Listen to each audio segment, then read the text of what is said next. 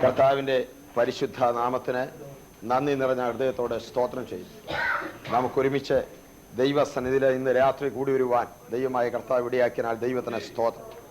പലത്തെ ബന്ധപ്പാടുകൾക്ക് ശേഷം ഈ രാത്രി സമയത്ത് ഈ പ്രിയ ഭവനത്തിൽ ദൈവം നമ്മെ കൂട്ടി വരുത്തി. വലിയവനായ ദൈവത്തിൻ്റെ സാന്നിധ്യം ഇന്ന് രാത്രി ഇവിടെയുണ്ട്. ദൈവസന്നിധിയിലാണ് നാം കൂടി വന്നിരിക്കുന്നത്. കർത്താവ് നമ്മെ അനുഗ്രഹിക്കേണ്ടതിന്, നമ്മൾ ഇടപെടേണ്ടതിന് പ്രാർത്ഥനയോടെ ദൈവസന്നിധിയിൽ ഇരിക്കാം.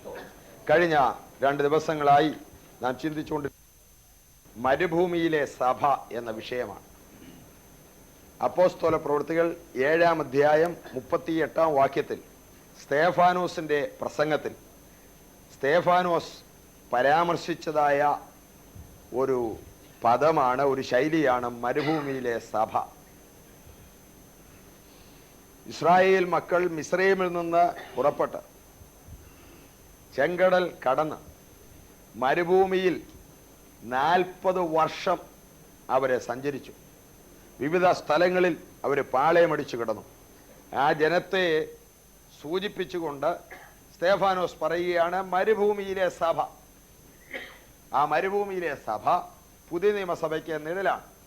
1 കൊരിന്ത്യർ 10-ാം അധ്യായത്തിൽ ഇങ്ങനെ വായിക്കുന്നു, അവരെക്കുറിച്ച് അത് ദൃഷ്ടാന്തമായി അവർക്ക് സംഭവിച്ചു, ലോക അവസാനം വന്നെത്തിരിക്കാൻ നമുക്ക് ബുദ്ധി ഉപദേശത്തിനായി എഴുതിയിരിക്കുന്നു. നമ്മുടെ ബുദ്ധി ഉപദേശത്തിന് വേണ്ടിയാണ് അവരെക്കുറിച്ച് വേദപുസ്തകത്തിൽ എഴുതിയിരിക്കുന്നത് എന്ന് അപ്പോസ്തലനായ പൗലോസ് കൊരിന്ത്യ ലേഖനത്തിൽ രേഖപ്പെടുത്തിയിരിക്കുകയാണ്. മരുഭൂമിയിലെ സഭയെക്കുറിച്ച് നാം ചിന്തിച്ചത് അവരുടെ സാക്ഷ്യങ്ങളാണ്. അവരുടെ 1-ാമത്തെ സാക്ഷ്യം അതാണ് കഴിഞ്ഞ 2 ദിവസങ്ങളിലായി ചിന്തിച്ചത്. അവർക്കെല്ലാവർക്കും പറയുവാനുള്ള സാക്ഷ്യം, ഞങ്ങൾ എല്ലാവരും ഒരു കാലത്ത് മിസ്രൈമിൽ ഫറവോന്റെ ഇഷ്ടിക ചൂളയിൽ അടിമപ്പണി ചെയ്യുന്നവരായിരുന്നു. ഞങ്ങൾ മിസ്രൈമിൽ അടിമകളായിരുന്നു. എന്നാൽ അറുക്കപ്പെട്ട പെസഹ കുഞ്ഞാന്റെ രക്തത്താൽ ഞങ്ങൾ എല്ലാവരും വീണ്ടെടുക്കപ്പെട്ടു. അറുക്കപ്പെട്ട പെസഹ കുഞ്ഞാന്റെ രക്തത്താൽ വീണ്ടെടുക്കപ്പെട്ടവർ മാത്രമാണ് മരുഭൂമിയിലെ സഭയിലുള്ളത്. സ്തോത്രം. വീണ്ടെടുപ്പ് പ്രാപിച്ചവരാണ് മരുഭൂമിയിലെ സഭയിലുള്ളവർ. ആ കുഞ്ഞാടിനെ കുറിച്ച് കഴിഞ്ഞ ദിവസം നാം ചിന്തിച്ചു. പെസഹയുടെ ആട്ടിൻകുട്ടി 1 കൊരിന്ത്യർ 7-ാം അധ്യായത്തിൽ നാം വായിക്കുന്നു, നമ്മുടെ പെസഹ കുഞ്ഞാട് അറുക്കപ്പെട്ടു. 1 കൊരിന്ത്യർ 5-ാം അധ്യായത്തിന്റെ 7-ാം വാക്യം, നമ്മുടെ പെസഹ കുഞ്ഞാട് അറുക്കപ്പെട്ടു, ക്രിസ്തു തന്നെ. കർത്താവായ യേശു ക്രിസ്തു കാൽവരിയിൽ നമുക്ക് വേണ്ടി യാഗമായി തീരുന്നതിനെ ദൈവം ഒരു നിഴലായി പ്രതീകമായി പെസഹയുടെ ആട്ടിൻകുട്ടിയെ അറുത്തതിലൂടെ തെളിയിക്കുകയായിരുന്നു, പഠിപ്പിക്കുകയായിരുന്നു. സ്തോത്രം. അറുക്കപ്പെട്ട കുഞ്ഞാട് യേശു ക്രിസ്തുവാണ്. ദൈവ കുഞ്ഞാടായ ക്രിസ്തു നമുക്ക് വേണ്ടി ക്രൂശിൽ യാഗമായി തീർന്നു. അന്ന് മിസ്രൈമിൽ ആ കുഞ്ഞാടിനെ അറക്കുക മാത്രമല്ല, അറുക്കപ്പെട്ട കുഞ്ഞാടിന്റെ രക്തം അവർ പാർക്കുന്ന വീടുകളുടെ കട്ടളക്കാൽ 2-ന്മേലും കുറുമ്പടിമേലും പുരട്ടി ആ രക്തത്തിനകത്ത് അവരിയ്ക്കണമായിരുന്നു. കുഞ്ഞാടിനെ അറുത്തത് കൊണ്ട് വിടുതലില്ല. ആ കുഞ്ഞാടിന്റെ രക്തത്തിനുള്ളിൽ ഇരിക്കുന്നവർക്ക് മാത്രമാണ് വിടുതലുള്ളത്. മനുഷ്യവർഗത്തിന്റെയും ആദാമ്യ സന്തതിയുടെ മുഴുവൻ ജാതി മത വിഭാഗ വ്യത്യാസമിന്നെ മനുകുലത്തിന്റെ മുഴുവൻ പാപങ്ങളുടെ പരിഹാരത്തിനു വേണ്ടി യേശു ക്രിസ്തു ക്രൂശിൽ മരിച്ചു, അവന്റെ രക്തം ചിന്തി. എന്നാൽ ആ രക്തത്തിലൂടെ വിടുതൽ ആരെ സ്വീകരിക്കുന്നുവോ, വിശ്വാസത്താൽ ക്രിസ്തുവിനെ ആരെ രക്ഷിതാവായി അംഗീകരിക്കുന്നുവോ അവർക്ക് മാത്രമേ ആ ക്രൂശിലെ യാഗത്തിലൂടെ വിടുതൽ കിട്ടുന്നുള്ളൂ. എല്ലാവർക്കും വേണ്ടിയാണ് യേശു മരിച്ചതെങ്കിലും ആ യേശുവിനെ സ്വീകരിക്കുന്നവർക്കാണ് രക്ഷ ലഭിക്കുന്നതെന്ന് വേദപുസ്തകം പഠിപ്പിക്കുന്നു. സ്തോത്രം. ആ കുഞ്ഞാണ്ട് രക്തത്തിലിരുന്നവർക്ക് അന്ന് വിടുതൽ കിട്ടി. രക്തത്തിന്റെ പുറത്ത് ന്യായവിധി ഉണ്ടായി. സംഹാര ദൂതൻ ഊരിയ വാളും പിടിച്ചുകൊണ്ട് മിസ്രൈമി തെരുക്കളിലൂടെ നടന്നു. സിംഹാസനത്തിരിക്കുന്ന ഫറവോന്റെ ആദ്യജാതൻ മുതൽ കുണ്ടറയിൽ കിടക്കുന്ന തടവുകാരന്റെ ആദ്യജാതൻ വരെ, തിരികല്ലിൽ പൊടിക്കുന്ന ദാസിയുടെ ആദ്യജാതൻ വരെ അന്ന് കൊല്ലപ്പെട്ടു. മനുഷ്യരുടെയും മൃഗങ്ങളുടെയും കടിഞ്ഞൂലെല്ലാം മിസ്രൈമിൽ സംഹരിക്കപ്പെട്ടു. എന്നാൽ ദൈവജനം പാർക്കുന്ന വീടുകൾക്കോ രക്തമടയാളമായിരുന്നു. സ്തോത്രം. രക്തത്തിനകത്ത് വിടുതല്, രക്തത്തിന്റെ പുറത്ത് ദൈവത്തിന്റെ വാള്. കുഞ്ഞാടിന്റെ ചോരയുടെ വെളിയിൽ ദൈവത്തിന്റെ ന്യായവിധി, എന്ന രക്തത്തിന്റെ ഉള്ളിൽ വിടുതലുണ്ട്. സ്തോത്രം. ആ വിടുതലിനെ കുറിച്ച് എഴുതിയിരിക്കുന്ന ഒരു വാക്യം ഇവിടെ വായിക്കട്ടെ. 105-ാം സങ്കീർത്തനത്തിന്റെ 36-37 വാക്യങ്ങൾ. അവരുടെ ദേശത്തിലെ എല്ലാ കടിഞ്ഞൂലിനെയും അവരുടെ സർവ്വവീര്യത്തിന്റെ ആദ്യഫലത്തെയും സംഹരിച്ചു. എല്ലാ കടിഞ്ഞൂലിനെയും അവരുടെ സർവ്വവീര്യത്തിന്റെ ആദ്യ ഫലത്തെയും സംഹരിച്ചു. അവൻ അവരെ വെള്ളിയോടും പൊന്നിനോടും കൂടെ പുറപ്പെടുവിച്ചു. ഇസ്രായേൽ ജനത്തെ ദൈവം വെള്ളിയോടും പൊന്നിനോടും കൂടെ എന്ന് പറഞ്ഞാൽ മിസ്രൈമ്യരോട് അവർ ചോദിച്ചു, വെള്ളിയും പൊന്നും ഞങ്ങൾക്ക് തരണമെന്ന്. അത് അവർക്ക് മരുഭൂമിയിൽ സമാഗമന കൂടാരം പണിയുവാൻ സംഭാവന കൊടുക്കണം ദൈവം മുമ്പിൽ കൂട്ടി കണ്ടതായിരുന്നു. അവരത് ചോദിച്ചു. മിസ്രൈമ്യർക്ക് അത് കൊടുക്കുവാൻ കൃപയുണ്ടായി. അവരത് കൊടുത്തു. വായ്പ വാങ്ങിയതല്ല. ചിലർ ഈ വാക്യം വെച്ചുകൊണ്ട് പറയും, ഇസ്രായേൽ മക്കൾ വായ്പ വാങ്ങിച്ചു പിന്നെ തിരിച്ചു കൊടുത്തില്ലല്ലോ എന്ന്. വായ്പ വാങ്ങിച്ചു എന്ന് പറയുന്നില്ല. അവര് ചോദിച്ചു, അവരെ സംഭാവന ചോദിച്ചതാണ്, അവർക്കത് കൊടുത്തു. അവരെ വെള്ളിയോടും പൊന്നിനോടും കൂടെ വിടുവിച്ചു. അടുത്ത വാക്യം, അവർ പുറപ്പെട്ടപ്പോൾ അവൻ അവരെ വെള്ളിയോടും പൊന്നിനോടും കൂടെ പുറപ്പെടുവിച്ചു. അവരുടെ ഗോത്രങ്ങളിൽ ഒരു ബലഹീനനും ഉണ്ടായിരുന്നില്ല. അവരുടെ ഗോത്രങ്ങളിൽ ഒരു ബലഹീനനും ഉണ്ടായിരുന്നില്ല. സ്തോത്രം. ഈ പെസഹ കുഞ്ഞാണ്ട് രക്തം പുരട്ടിയ വീടുകൾക്കകത്തിരുന്ന് പെസഹ കുഞ്ഞാടിനെ തിന്ന ആളുകളുടെ ഇടയിൽ ഒരു ബലഹീനനുമില്ലായിരുന്നു. ശാരീരികമായ ബലഹീനത ഉള്ളവരില്ല പുറപ്പെടുമ്പോൾ. എന്താ ഇതിന്റെ അർത്ഥം? അറുക്കപ്പെട്ട കുഞ്ഞാട് രക്തത്തിനകത്ത് അറുക്കപ്പെട്ട കുഞ്ഞാടിനെ ഭക്ഷിക്കുന്നവർക്ക് ആരോഗ്യവും രോഗശാന്തിയും ദൈവം വെച്ചിട്ടുണ്ട്. സ്തോത്രം. അവരുടെ ഇടയിൽ ഒരു ബലഹീനനുമില്ലായിരുന്നു. ഏകദേശം 30 ലക്ഷം ആളുകൾ ഇസ്രായേൽ മക്കൾ അന്നുണ്ട്. 30 ലക്ഷം ആളുകളുടെ ഇടയിൽ ബലഹീനരില്ലേ? 30 ലക്ഷം ആളുകളുടെ ഇടയിൽ രോഗികളില്ലേ? 30 ലക്ഷം ആളുകളുടെ ഇടയിൽ ക്രിപ്പിൾസ് ആയിട്ടുള്ളവരില്ലേ? അംഗവൈകല്യമുള്ളവരില്ലേ? കുരുടന്മാരില്ലേ? ചെവി കേൾക്കാത്തവർ കാണുകയില്ലേ? എന്നാൽ ദൈവത്തിന്റെ വചനം പറയുന്നു, അവൻ അവരെ പുറപ്പെടുവിക്കുമ്പോൾ അവരുടെ ഗോത്രങ്ങളിൽ ഒരു ബലഹീനനുമില്ലായിരുന്നു. എന്താണ് അതിന്റെ അർത്ഥം? അവർ കുഞ്ഞാടിനെ തിന്നപ്പോൾ, അവർ പെസഹ കുഞ്ഞാടിനെ തിന്നപ്പോൾ ദൈവം അവരുടെ ബലഹീനതകൾ മാറ്റി, ദൈവം അവരെ സൗഖ്യമാക്കി, ദൈവം അവരെ ബലപ്പെടുത്തി. Price the Lord. കർത്താവായ യേശു ക്രിസ്തുവിന്റെ രക്തത്താൽ നമുക്ക് പാപ പരിഹാരമുണ്ട് എന്ന് മാത്രമല്ല, കർത്താവിന്റെ ക്രൂശ് മരണത്തിലൂടെ ദൈവം നമുക്ക് ഒരുക്കിയിരിക്കുന്ന വിടുതൽ അത് കേവലം ആത്മാവിന് രക്ഷ മാത്രമല്ല, അവൻ നമ്മെ പൂർണ്ണമായി രക്ഷിപ്പാൻ പ്രാപ്തനാണ്. നിന്റെ ശരീരത്തിന്റെ വൈകല്യങ്ങളിലും നിന്റെ കുടുംബത്തിന്റെ പ്രശ്നങ്ങളിലും ഏത് പ്രശ്നങ്ങളുടെയും നടുവിൽ തത്സമയത്ത് സഹായത്തിലുള്ള കൃപ ലഭിക്കേണ്ടതിന് ധൈര്യത്തോടെ കൃപാസനം വരെ അടുത്തി എന്നാൽ പ്രാർത്ഥനകൾക്ക് മറുപടി തരികയും പ്രശ്നങ്ങൾക്ക് പരിഹാരം തരികയും രോഗികളെ സൗഖ്യമാക്കുകയും ബലഹീനരെ ബലപ്പെടുത്തുകയും ചെയ്യുവാൻ ഈ കുഞ്ഞാട് രക്തത്തിന് ശക്തിയുണ്ട്. ഇന്ന് രാത്രി നിങ്ങൾ രോഗികളായി വന്നിരിക്കുന്നുവെങ്കിൽ ഇവിടുന്ന് രോഗികളായിട്ട് തിരിച്ചു പോകണ്ട. സൗഖ്യമാക്കുവാൻ പാസ്റ്റർ KC ശക്തിയില്ല. ഇവിടെ വന്നിരിക്കുന്ന ഒരു ദൈവദാസന് ശക്തിയില്ല. എന്നാൽ സൗഖ്യമാക്കുവാൻ ശക്തിയുള്ള ഒരുവൻ ഇവിടെ വന്നിട്ടുണ്ട്. കർത്താവാണ്. സ്തോത്രം.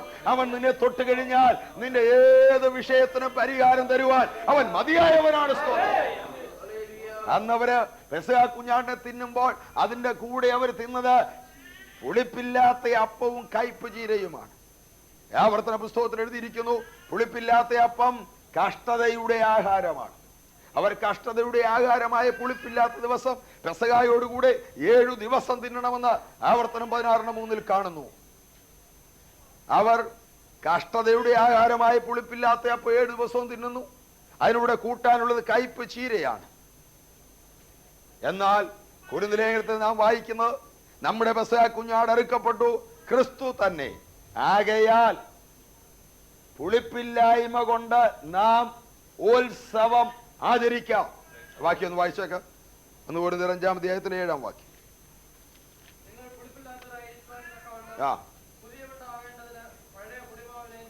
പഴയ പുളിമാവിനെ നീക്കിക്കളവീൻ. നമ്മുടെ പെസഹ കുഞ്ഞാട് അറുക്കപ്പെട്ടു, ക്രിസ്തു തന്നെ.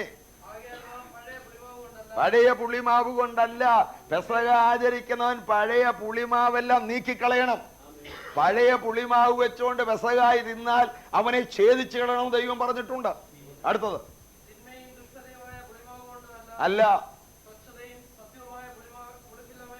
പുളിപ്പില്ലായ്മ കൊണ്ട് തന്നെ ഉത്സവം ആചരിക്കുക. പുളിപ്പില്ലായ്മ വിശുദ്ധിയെ കാണിക്കുന്നു. മാത്രമല്ല പുളിപ്പില്ലാത്ത അപ്പം കഷ്ടതയെ കാണിക്കുന്ന ആവർത്തന പുസ്തകത്തിൽ വായിക്കുന്നു. അപ്പോൾ അറുക്കപ്പെട്ട കുഞ്ഞാടിനെ തിന്നുന്ന ദൈവമക്കൾക്ക് ഭൂമിയിൽ കഷ്ടതയുണ്ട്, വേദനയുണ്ട്, പരിഹാസമുണ്ട്, നിന്ദയുണ്ട്. ഓരോരുത്തർക്കും സാക്ഷിക്ക് സമയം കൊടുത്താൽ ഓരോരുത്തരും ഒരാഴ്ച മുഴുവൻ തിന്നതായ ആ പുളിപ്പില്ലാത്ത അപ്പത്തെ കുറിച്ചാണ് അവർക്ക് സാക്ഷി പറയാനുള്ളത്. അവർക്ക് അനുഭവിച്ച കഷ്ടത, 7 ദിവസം അനുഭവിക്കുന്ന കഷ്ടത. എന്നാൽ സാക്ഷി പറഞ്ഞു വെച്ചിരുന്ന് കരയുകയല്ല, സാക്ഷി പറഞ്ഞു വെച്ചിരുന്ന് ഉത്സവം ആചരിക്കുകയാണ്. Praise the Lord. കഷ്ടതയാണ്, പക്ഷേ ഉത്സവമാണ്. ലോകത്തിൽ രണ്ട് കൂട്ടർക്ക് മാത്രമേ കരയാനും ചിരിക്കാനും ഒരുപോലെ സാധിക്കത്തുള്ളൂ. കരയുക, സങ്കടപ്പെടുക, അതേസമയം അതിനിടെ സന്തോഷിക്കുക. രണ്ട് കൂട്ടർക്കേ ഒക്കത്തുള്ളൂ. ഒന്ന് ഭ്രാന്തന്മാർക്ക്, അവര് പൊട്ടിക്കരയും, അതുപോലെ പൊട്ടിച്ചിരിക്കും. അവരേകിലടിച്ച് കരയും, അടുത്ത മിനിറ്റിൽ അവർ ഉറക്കെ ചിരിക്കുന്നത് കേൾക്കാം. രണ്ടാമത്തെ കൂട്ടര് ഈ പുളിപ്പില്ലാത്ത അപ്പം തിന്നുകൊണ്ട് ഉത്സവം ആചരിക്കാൻ ദൈവത്തിന്റെ മക്കളാണ്. ഹല്ലേലൂയ, സ്തോത്രം. അവര് കഷ്ടതയുടെ നടുവിൽ ഉത്സവം ആചരിക്കുന്നവരാണ്. ഈ ലോകത്തിന് മനസ്സിലാക്കാൻ കഴിയാത്തൊരു വിഷയം അതാണ്. ഈ പ്രശ്നങ്ങളുടെ നടുവിൽ, ഈ പ്രയാസങ്ങളുടെ നടുവിൽ, എതിർപ്പുകളുടെ നടുവിൽ ആ ഒന്നിച്ച് ദൈവമക്കൾ കൂടി വന്നു കഴിയുമ്പോൾ അവിടെ ഉത്സവമാണ്. ഇത് കാണണമെങ്കിൽ ആ ഫിലിപ്പിയിലെ കാരാഗൃഹത്തിൽ നോക്കിയാൽ മതി. രണ്ട് ദൈവദാസന്മാർ അവർ ഒരു ദർശനം കണ്ടു വന്നതാണ്. അവര് ആസ്യയിൽ വളരെ അനുഗ്രഹീതമായ ഉണർവ് യോഗങ്ങൾ നടത്തിക്കൊണ്ടിരിക്കുമ്പോൾ ഒരു ദിവസം പൗലോസ് ശീലാസിനോട് പറഞ്ഞു, ശീലാസേ, ദൈവം ഇന്നലെ എനിക്കൊരു ദർശനം തന്നു. എന്നാ ദർശനം എന്നറിയാമോ? മക്കതോന്യക്കാരനായ ഒരു പുരുഷൻ എന്നെ വിളിക്കുന്നു. അവൻ പറയുന്നു, വന്ന് സഹായിക്കുക. മാസിഡോണിയയില്, യൂറോപ്പിലെ ഫിലിപ്പൈ പട്ടണത്തില് വന്ന് അവരോട് സുവിശേഷം പറയാൻ ഒരാൾ വിളിക്കുന്ന ഒരു ദർശനം കണ്ടു. ദർശനം കണ്ടു കഴിഞ്ഞാൽ പിന്നെ പൗലോസൊന്നും അവധിക്ക് വെക്കുന്ന ആളുകളല്ല. പൗലോസും ശീലാസും കൂടെ അടുത്ത ദിവസം തന്നെ യാത്ര ചെയ്തു. ഫിലിപ്പിയ പട്ടണത്തിൽ ചെന്നു. കുറെ കഴിഞ്ഞപ്പോൾ അവിടുത്തെ ജയിലിലായി. പൗലോസിന്റെ ശുശ്രൂഷയെ കുറിച്ച് ഇങ്ങനെയാ പറയുന്നത്. പൗലോസ് എവിടെ ചെന്നാലും രാവിലെ മുതൽ ഉച്ച വരെ ഭയങ്കര ഉണർവ്, ഉച്ച മുതൽ സന്ധ്യ വരെ കൂട്ടയടിയ. സന്ധ്യയ്ക്ക് ശേഷം ഗവൺമെന്റ് അതിഥിയായിട്ട് ഏതെങ്കിലും ജയിലിലായിരിക്കും. സ്തോത്രം. അതുകൊണ്ട് വലിയ ദൈവദാസന്മാരൊക്കെ വരുമ്പോൾ അവർക്ക് വേണ്ടി ഹോട്ടൽ റൂം ബുക്ക് ചെയ്യണമെന്ന് നേരത്തെ അറിയിക്കും. എന്നാൽ പൗലോസ് ചെല്ലുമ്പോൾ അറിയിക്കത്തില്ല. കാരണം അവിടെ റിസർവ് ചെയ്ത് വെച്ചിട്ടുണ്ട് റോമൻ കാരാഗ്രഹങ്ങൾ. Praise the Lord. രണ്ടുപേരും ചെന്നു, സുവിശേഷം പറഞ്ഞു. ഒരൊറ്റ കാര്യമേ അവർ കാണിച്ച തെറ്റുള്ളൂ. പിശാച് പിടിച്ചു. ഒരു സ്ത്രീക്ക് വേണ്ടി പ്രാർത്ഥിച്ചു, അവളുടെ ഭൂതം പോയി. പക്ഷെ അവളെ കൊണ്ട് ആദായം ഉണ്ടാക്കി വന്ന ആളുകൾക്ക് വിരോധമായി. അവര് തീരുമാനിച്ച് ഇവരെ ഇങ്ങനെ വിടാൻ ഒക്കെയില്ല. അവരെ പിടിച്ച് കാരാഗ്രഹത്തിലാക്കി, അടിച്ച് പുറം കീറി കാല ആമത്തിൽ കയ്യൽ ചങ്ങല കാരാഗ്രഹത്തിന്റെ ഉൾമുറിയിൽ കിടക്കുകയാണ്. അർദ്ധരാത്രിയായപ്പോൾ ഇവർക്ക് വേണേ പിറുപിറുക്കാം, ശീലാസിന് വേണേ ചോദിക്കാം, പൗലോസേ, ദർശനം കണ്ടെന്ന് പറഞ്ഞു വന്നതല്ലേ? അതൊന്നും ദൈവത്തിന്റെ ദർശനമല്ലായിരുന്നു കേട്ടോ. എല്ലാ ദർശനവും കണ്ടിങ്ങനെ ചാടി ഇറങ്ങല്ലേ എന്ന് വേണമെങ്കിൽ ശീലാസിന് പൗലോസിനെ പറഞ്ഞു കുറ്റപ്പെടുത്താം. പക്ഷെ അവർ കുറ്റപ്പെടുത്തിയില്ല, അവര് പിറുപിറുത്തില്ല, അവര് പരാതി പറഞ്ഞില്ല. അർദ്ധരാത്രിക്ക് അവരെഴുന്നേറ്റു, പ്രാർത്ഥിച്ചു, പിന്നെ പാട്ട് പാടി. അങ്ങനെ എഴുതിയേക്കുന്നു. അതിന് കാരണം യാക്കോബിന്റെ ലേഖനത്തിൽ ഉപദേശം കൊടുത്തിട്ടുണ്ട്. കഷ്ടം അനുഭവിക്കുന്നവൻ പ്രാർത്ഥിക്കട്ടെ, സുഖം അനുഭവിക്കുന്നവൻ പാട്ടുപാടട്ടെ. അവര് കഷ്ടം അനുഭവിക്കുകയല്ലേ, കയ്യാൽ ചങ്ങല കാലേരാമം, പുറമെല്ലാം അടിച്ചു കീറി വേദന, കഷ്ടം അനുഭവിക്കുക. അതുകൊണ്ട് അവരെഴുന്നേറ്റ് പ്രാർത്ഥിച്ചു. പ്രാർത്ഥിച്ചപ്പോൾ സുഖം തോന്നിക്കഴിഞ്ഞാൽ ഇനി എന്ത് ചെയ്യണം? പാട്ട് പാടണം. അവര് പാടാൻ തുടങ്ങി. സ്തോത്രം, പ്രൈസ് ദി ലോർഡ്. അവർ ആത്മാവിൽ പാടുവാൻ തുടങ്ങി. ആ കാരാഗ്രഹത്തിൽ ആരെങ്കിലും ഇതിനു മുമ്പ് കൊണ്ടിട്ടിട്ടുണ്ടെങ്കിൽ അവരൊക്കെ വിളിച്ചു പറഞ്ഞിട്ടുള്ള ചീത്ത വാക്കുകൾ, അവരുടെ ദേശീയ വാക്കുകൾ അല്ലാതെ ആ കാരാഗ്രഹം പണിതിട്ട് ഇതുവരെ അതിന്റെ ചുവരുകളോ അതിന്റെ കഥകളോ ഇതുപോലെ ദൈവദാസന്മാരുടെ ഒരു ശബ്ദം കേട്ടിട്ടില്ല. ഈ ദൈവദാസന്മാര് പാടിയപ്പോൾ കാരാഗ്രഹം കുലുങ്ങാൻ തുടങ്ങി. ഞാൻ വിചാരിക്കുന്നത് ഇങ്ങനെ, ഇവരിങ്ങനെ ആത്മാവിൽ പാടുകയാണ്. കയ്യിൽ ചങ്ങലയുണ്ട്, ചങ്ങലയൊക്കെ കിലുക്കി ആത്മാവിൽ പാടുമ്പോൾ പതുക്കെ കാരാഗ്രഹത്തിന്റെ ജനലും കഥവും എല്ലാം തുറന്ന് കൈയടിക്കാൻ തുടങ്ങി. സ്തോത്രം. ഇവർ ആത്മാവിൽ നിന്ന് ചലിച്ചപ്പോൾ കാരാഗ്രഹം ഇളകാൻ തുടങ്ങി, കാരാഗ്രഹം ചലിക്കാൻ തുടങ്ങി. സ്തോത്രം. കഷ്ടതയുടെ നടുവില് സന്തോഷിക്കുന്ന ഒരു ദൈവ പൈതല് ആ സാഹചര്യത്തെ ഇളക്കി മറിക്കുന്നവരായിരിക്കും. ഒരു ദൈവവേദനല്ലാതെ ആർക്കാണ് കഷ്ടതയുടെ നടുവില് സന്തോഷിപ്പാൻ കഴിയുന്നത്? സ്വർഗസ്ഥനായ എന്റെ പിതാവ് അറിയാതെ എന്റെ തലയിൽ ഒരു മുടി പോലെ താഴെ വീഴുകയില്ല എന്ന് പറഞ്ഞുകൊണ്ട് പ്രതികൂലങ്ങളുടെയും പ്രശ്നങ്ങളുടെയും നടുവില് ദൈവത്തിന് സ്തോത്രം ചെയ്യുവാൻ കഴിയുന്ന ദൈവമക്കൾക്ക് മാത്രമാണ് സ്തോത്രം. അവരവിടെ ഉത്സവം ആചരിച്ചു. തിന്നുന്നത് കയ്പ് ചീരിയ, തിന്നുന്നത് പുളിപ്പില്ലാത്ത അപ്പമാ, പക്ഷേ അവരവിടെ ഉത്സവം ആചരിച്ചു. കാരാഗ്രഹം ഇളകിപ്പോയി, കൈമേന്ന് ചങ്ങല തെറിച്ചുപോയി, കാരാഗ്രഹത്തിന്റെ വാതിലുകൾ തുറന്നു, ആമം തകർന്നുപോയി. അല്പം കഴിഞ്ഞപ്പോൾ കാരാഗ്രഹ പ്രമാണി നോക്കിയപ്പോൾ കതവ് തുറന്നു കിടക്കുക. കാരാഗ്രഹ പ്രമാണി വിചാരിച്ചു ഇവർ ഓടിപ്പോയി കാണും. അതുകൊണ്ട് അയാള് ആത്മഹത്യ ചെയ്യാൻ തീരുമാനിച്ചു. ഇനി എന്തിനാ ജീവിച്ചിരിക്കുന്നത്? നാളെ രാവിലെ ഉദ്യോഗസ്ഥന്മാര് ദേഹത്തെ പിടികൂടി കൊല്ലും, അതിനേക്കാൾ തന്നെത്താൻ മരിക്കുകയല്ലേ. ചാകാൻ തുടങ്ങുമ്പോൾ പൗലോസ് വിളിച്ചു പറയുന്നു, നീ നിനക്ക് തന്നെ ഒരു ദോഷവും ചെയ്യരുത്. സഹോദര, നീ നിനക്ക് തന്നെ ഒരു ദോഷവും ചെയ്യരുത്. തുറന്ന വാതിൽ കണ്ടാൽ ഓടിപ്പോകുന്നവരല്ല പൗലോസും ശീലാസും. തുറന്ന വാതിൽ കണ്ടാൽ കാരാഗ്രഹ പ്രമാണിയും കുടുംബത്തെയും ദൈവോധന സത്യത്തിലേക്ക് നടത്തിയേ അവർ പോകത്തുള്ളൂ. Praise the Lord, hallelujah. കാരാഗ്രഹ പ്രമാണിയോട് വിളിച്ചു പറഞ്ഞു, നീ നിനക്ക് തന്നെ ഒരു ദോഷവും ചെയ്യരുത്. വെളിച്ചം ചോദിച്ചുകൊണ്ട് കാരാഗ്രഹ പ്രമാണി അകത്തേക്ക് ചാടി വന്നു. കാരാഗ്രഹ പ്രമാണി ചോദിക്കുന്ന ഒരു ചോദ്യമുണ്ട്, യജമാനന്മാരായ പുരുഷന്മാരെ, രക്ഷ പ്രാപിപ്പാൻ ഞാൻ എന്തു ചെയ്യണം? ഈ ചോദ്യം സാധാരണ ജയിലിൽ കേൾക്കുന്ന ചോദ്യമാണ്. സാധാരണ എല്ലാ ദിവസവും ജയിലിൽ കിടക്കുന്ന കുറ്റവാളികള് ഈ കാരാഗ്രഹ പ്രമാണിയോട് ചോദിക്കാറുണ്ട്, ഇവിടുന്ന് രക്ഷപ്പെടാൻ ഞാൻ എന്തോ ചെയ്യണം? യജമാനെ രക്ഷപ്പെടാൻ ഞാൻ എന്തോ ചെയ്യണം? പക്ഷെ ചോദ്യം ഇപ്പൊ നേരെ തിരിഞ്ഞു. കാരാഗ്രഹ പ്രമാണി ഇവരോട് ചോദിക്കുകയാണ്, രക്ഷപ്പെടുവാൻ ഞാൻ എന്ത് ചെയ്യണം? കാരാഗ്രഹ പ്രമാണി പൗലോസ് പറഞ്ഞു, കർത്താവായ യേശു ക്രിസ്തുവിൽ വിശ്വസിക്ക, എന്നാൽ നീ നിന്റെ കുടുംബവും രക്ഷ പ്രാപിക്കും. ആ രാത്രിയിൽ തന്നെ അവരെ കൂട്ടിക്കൊണ്ടുപോയി അവരുടെ മുറിവുകളെ കഴുകിക്കെട്ടി അവർക്ക് ആഹാരം കൊടുത്തു. അവനും അവന്റെ കുടുംബമൊക്കെയും അന്ന് തന്നെ സ്നാനമേറ്റ് ക്രിസ്ത്യാനികളായി തീർന്നു. ദൈവത്തിന് സ്തോത്രം. Price the Lord. എന്താ സംഭവം? കഷ്ടതയുടെ നടുവിൽ അവർ സന്തോഷിച്ചത് കൊണ്ടാണ്. പുളിപ്പില്ലാത്ത അപ്പം തിന്നുമ്പോഴും കയ്പ് ചീര കൂട്ടുമ്പോഴും കഷ്ടതയുടെ ആഴങ്ങളിലും ദൈവത്തിലെ നീ പിറുപിറുക്കരുത്, നീ പരാതി പറയരുത്. എന്റെ ദൈവമേ, എനിക്ക് മാത്രം എന്താ ഇങ്ങനെയെന്ന് ചോദിക്കരുത്. അതിന്റെ നടുവിൽ നീ സ്തോത്രം ചെയ്യ്. ഹല്ലേലൂയ. ഞാനിങ്ങനെ പറയാറുണ്ട്, ദൈവത്തിന്റെ കൃപയുള്ള ദൈവമക്കള് അവര് ചെയ്യുന്ന ഇങ്ങനെയാണ്. പ്രശ്നങ്ങളെല്ലാം സാത്താൻ കൊണ്ട് മുമ്പിലോട്ടിടും. ഒരുപാട് പ്രശ്നം അവരെല്ലാം കൂടെ വാരിപ്പെറുക്കി ഒരു പെട്ടിക്കകത്തിട്ട് പെട്ടിയുടെ പുറത്തോട്ട് ചാടി കയറുന്ന അവർ സ്തോത്രം പറയും. Praise the Lord, hallelujah. ശത്രുവായ പിശാച് നിന്റെ ജീവിതത്തിന് മുമ്പോട്ടുള്ള യാത്രയെ തടയുവാൻ ഒരു ഇടർച്ചക്കല്ല് വെക്കുകയാണെങ്കിൽ, ആ ഇടർച്ചക്കല്ല് കണ്ടോണ്ട് എന്റെ ദൈവമേ, ഇനി ഞാൻ എങ്ങോട്ട് പോകും നോക്കിയ പിശാച് ചെയ്തേക്കുന്ന കണ്ടോ, ഇടർച്ചക്കല്ല എന്നും പറഞ്ഞുകൊണ്ട് സങ്കടപ്പെട്ട് നിൽക്കുന്നവനല്ല ആത്മീയൻ.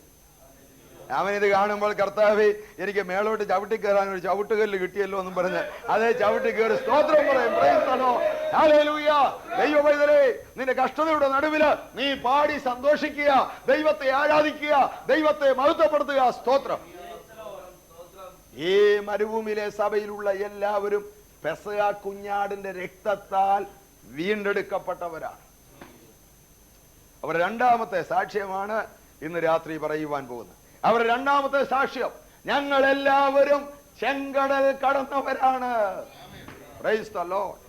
അറുക്കപ്പെട്ട കുഞ്ഞാൻ രക്തത്താൽ വീണ്ടെടുക്കപ്പെട്ടവരാണ്. അതുമാത്രമല്ല അവരുടെ സാക്ഷ്യം, ഞങ്ങൾ എല്ലാവരും ചെങ്കടൽ കടന്നവരാണ്. ചെങ്കടൽ കടന്നാണ് മരുഭൂമിയിലെ സഭയിൽ അവരായത്. ചെങ്കടലിന്റെ തീരം വരെ മിസ്രൈമിന്റെ അതിരാണ്. ഇവര് പുറപ്പെട്ട് ചെങ്കടലിന്റെ ഇക്കര വന്ന് നിൽക്കുകയാണെങ്കിൽ ഫറവോനും സൈന്യവും വന്ന് പിടിച്ചോണ്ടങ്ങ് പോകും. അതുകൊണ്ടാ ചിലരൊക്കെ മദ്യപാനം നിർത്തി, അല്ലെങ്കിൽ മാനസാന്തരപ്പെട്ടു എന്നൊക്കെ പറയും, അല്ലെ യോഗത്തിനൊക്കെ കൈവക്കും. കുറെ നാൾ കഴിയുമ്പോൾ അവരെ കാണുകയില്ല. ഫറവോൻ പിന്നെയും പിടിച്ചോണ്ട് ഇഷ്ടിയച്ചുള്ളിൽ ആളുണ്ട്, അവിടെ കൊണ്ടുപോയി പണി ചെയ്യിപ്പിക്കുകയാണ്. സ്തോത്രം. എന്നാൽ ചെങ്കടൽ കടക്കുമ്പോൾ മിസ്രൈമിനോടുള്ള ബന്ധം വിടുകയാണ്. സ്തോത്രം. ഇവരെല്ലാവരും ചെങ്കടൽ കടന്നവരാണ്. ഏകദേശം 30 ലക്ഷം ആളുകൾ ഒരു വിക്കനായ മനുഷ്യന്റെ നേതൃത്വത്തിൽ ഒരു രാജ്യം വിട്ട് മറ്റൊരു രാജ്യത്തേക്ക് യാത്ര ചെയ്യുകയാണ്. ആ മോശ ആട്ടിൻ കൊമ്പോണ്ടുള്ള കാഹളം എടുത്ത് നീട്ടി ഊതി വിളിച്ചു, ഇസ്രായേലേ പുറപ്പെടുക എന്ന് വിളിച്ചു പറഞ്ഞപ്പോൾ ആ ശബ്ദം കേട്ട് അറുക്കപ്പെട്ട കുഞ്ഞാണ്ട് രക്തം പുരട്ടിയ വാതിക്കലൂടെ വീണ്ടെടുപ്പിന്റെ പാട്ടും പാടിക്കൊണ്ട് ഇനി മിസ്രൈമിലേക്ക് ഞങ്ങൾ മടങ്ങി വരത്തില്ലെന്ന് പറഞ്ഞുകൊണ്ട് അവര് വാഗ്ദത്ത നാട്ടിലേക്ക് യാത്ര ചെയ്യുക. അവര് പോകുമ്പോൾ ദൈവം മോശയെ വിളിച്ചിങ്ങനെ പറഞ്ഞു, മോശയെ ജനത്തെ ചെങ്കടൽ വഴിയായി നടത്തുക. മിസ്രൈമിൽ നിന്ന് പാലസ്തീനിലേക്ക് അല്ലെങ്കിൽ വാഗ്ദത്ത നാട്ടിലേക്ക് പോകാനുള്ള വഴി ചെങ്കടൽ വഴിയല്ല. പുറപ്പാട് പുസ്തകം 13-ാം അധ്യായം 17-ാം വാക്യം വായിക്കാം. ഫെലിസ്ത്യരുടെ ദേശത്തുകൂടെയുള്ള വഴി അടുത്തത്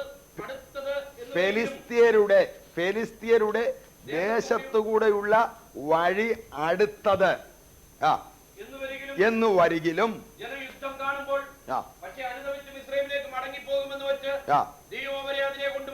ദൈവം അവരെ അതിലേ കൊണ്ടുപോയില്ല. മിസ്രൈമിൽ നിന്ന് അല്ലെങ്കിൽ ഗോശൻ ദേശത്ത് നിന്ന് കനാൻ നാട്ടിലേക്ക് പോകുന്ന വഴിക്ക് ചെങ്കടലില്ല. യോസേപ്പിനെ കനാൻ നാട്ടിൽ നിന്ന് മിസ്രൈമിലേക്ക് കൊണ്ടുവന്നവൻ ചെങ്കടൽ കടന്നില്ല. യോസേപ്പിന് സഹോദരന്മാര് ധാന്യം വാങ്ങിക്കാൻ വന്നവൻ ചെങ്കടൽ കടന്നില്ല. യോസേപ്പ് ഇരുമ്പ് രഥങ്ങൾ കൊടുത്തയച്ചു യാക്കോബിനെ കനാൻ നാട്ടിൽ നിന്ന് മിസ്രൈമിൽ കൊണ്ടുവരുവാൻ. രഥങ്ങൾ അവിടെ ചെന്നു യാക്കോബിനെ കയറ്റിക്കൊണ്ട് തിരിച്ചു വന്നു. അങ്ങോട്ട് പോയപ്പോഴും ഇങ്ങോട്ട് വന്നപ്പോഴും ചെങ്കടൽ കടന്നില്ല. ചെങ്കടൽ വഴിയല്ല പോകുന്നത്. ഗോശൻ ദേശത്ത് നിന്ന് നേരെ വടക്ക് പടിഞ്ഞാറായിട്ട് യാത്ര ചെയ്താൽ മധ്യധരനാഴിയുടെ തീരത്ത് വരും. ആ കടലിന്റെ തീരത്തൂടെ നേരെ വടക്കോട്ട് യാത്ര ചെയ്താൽ കനാൻ നാട്ടിൽ ചെല്ലാം.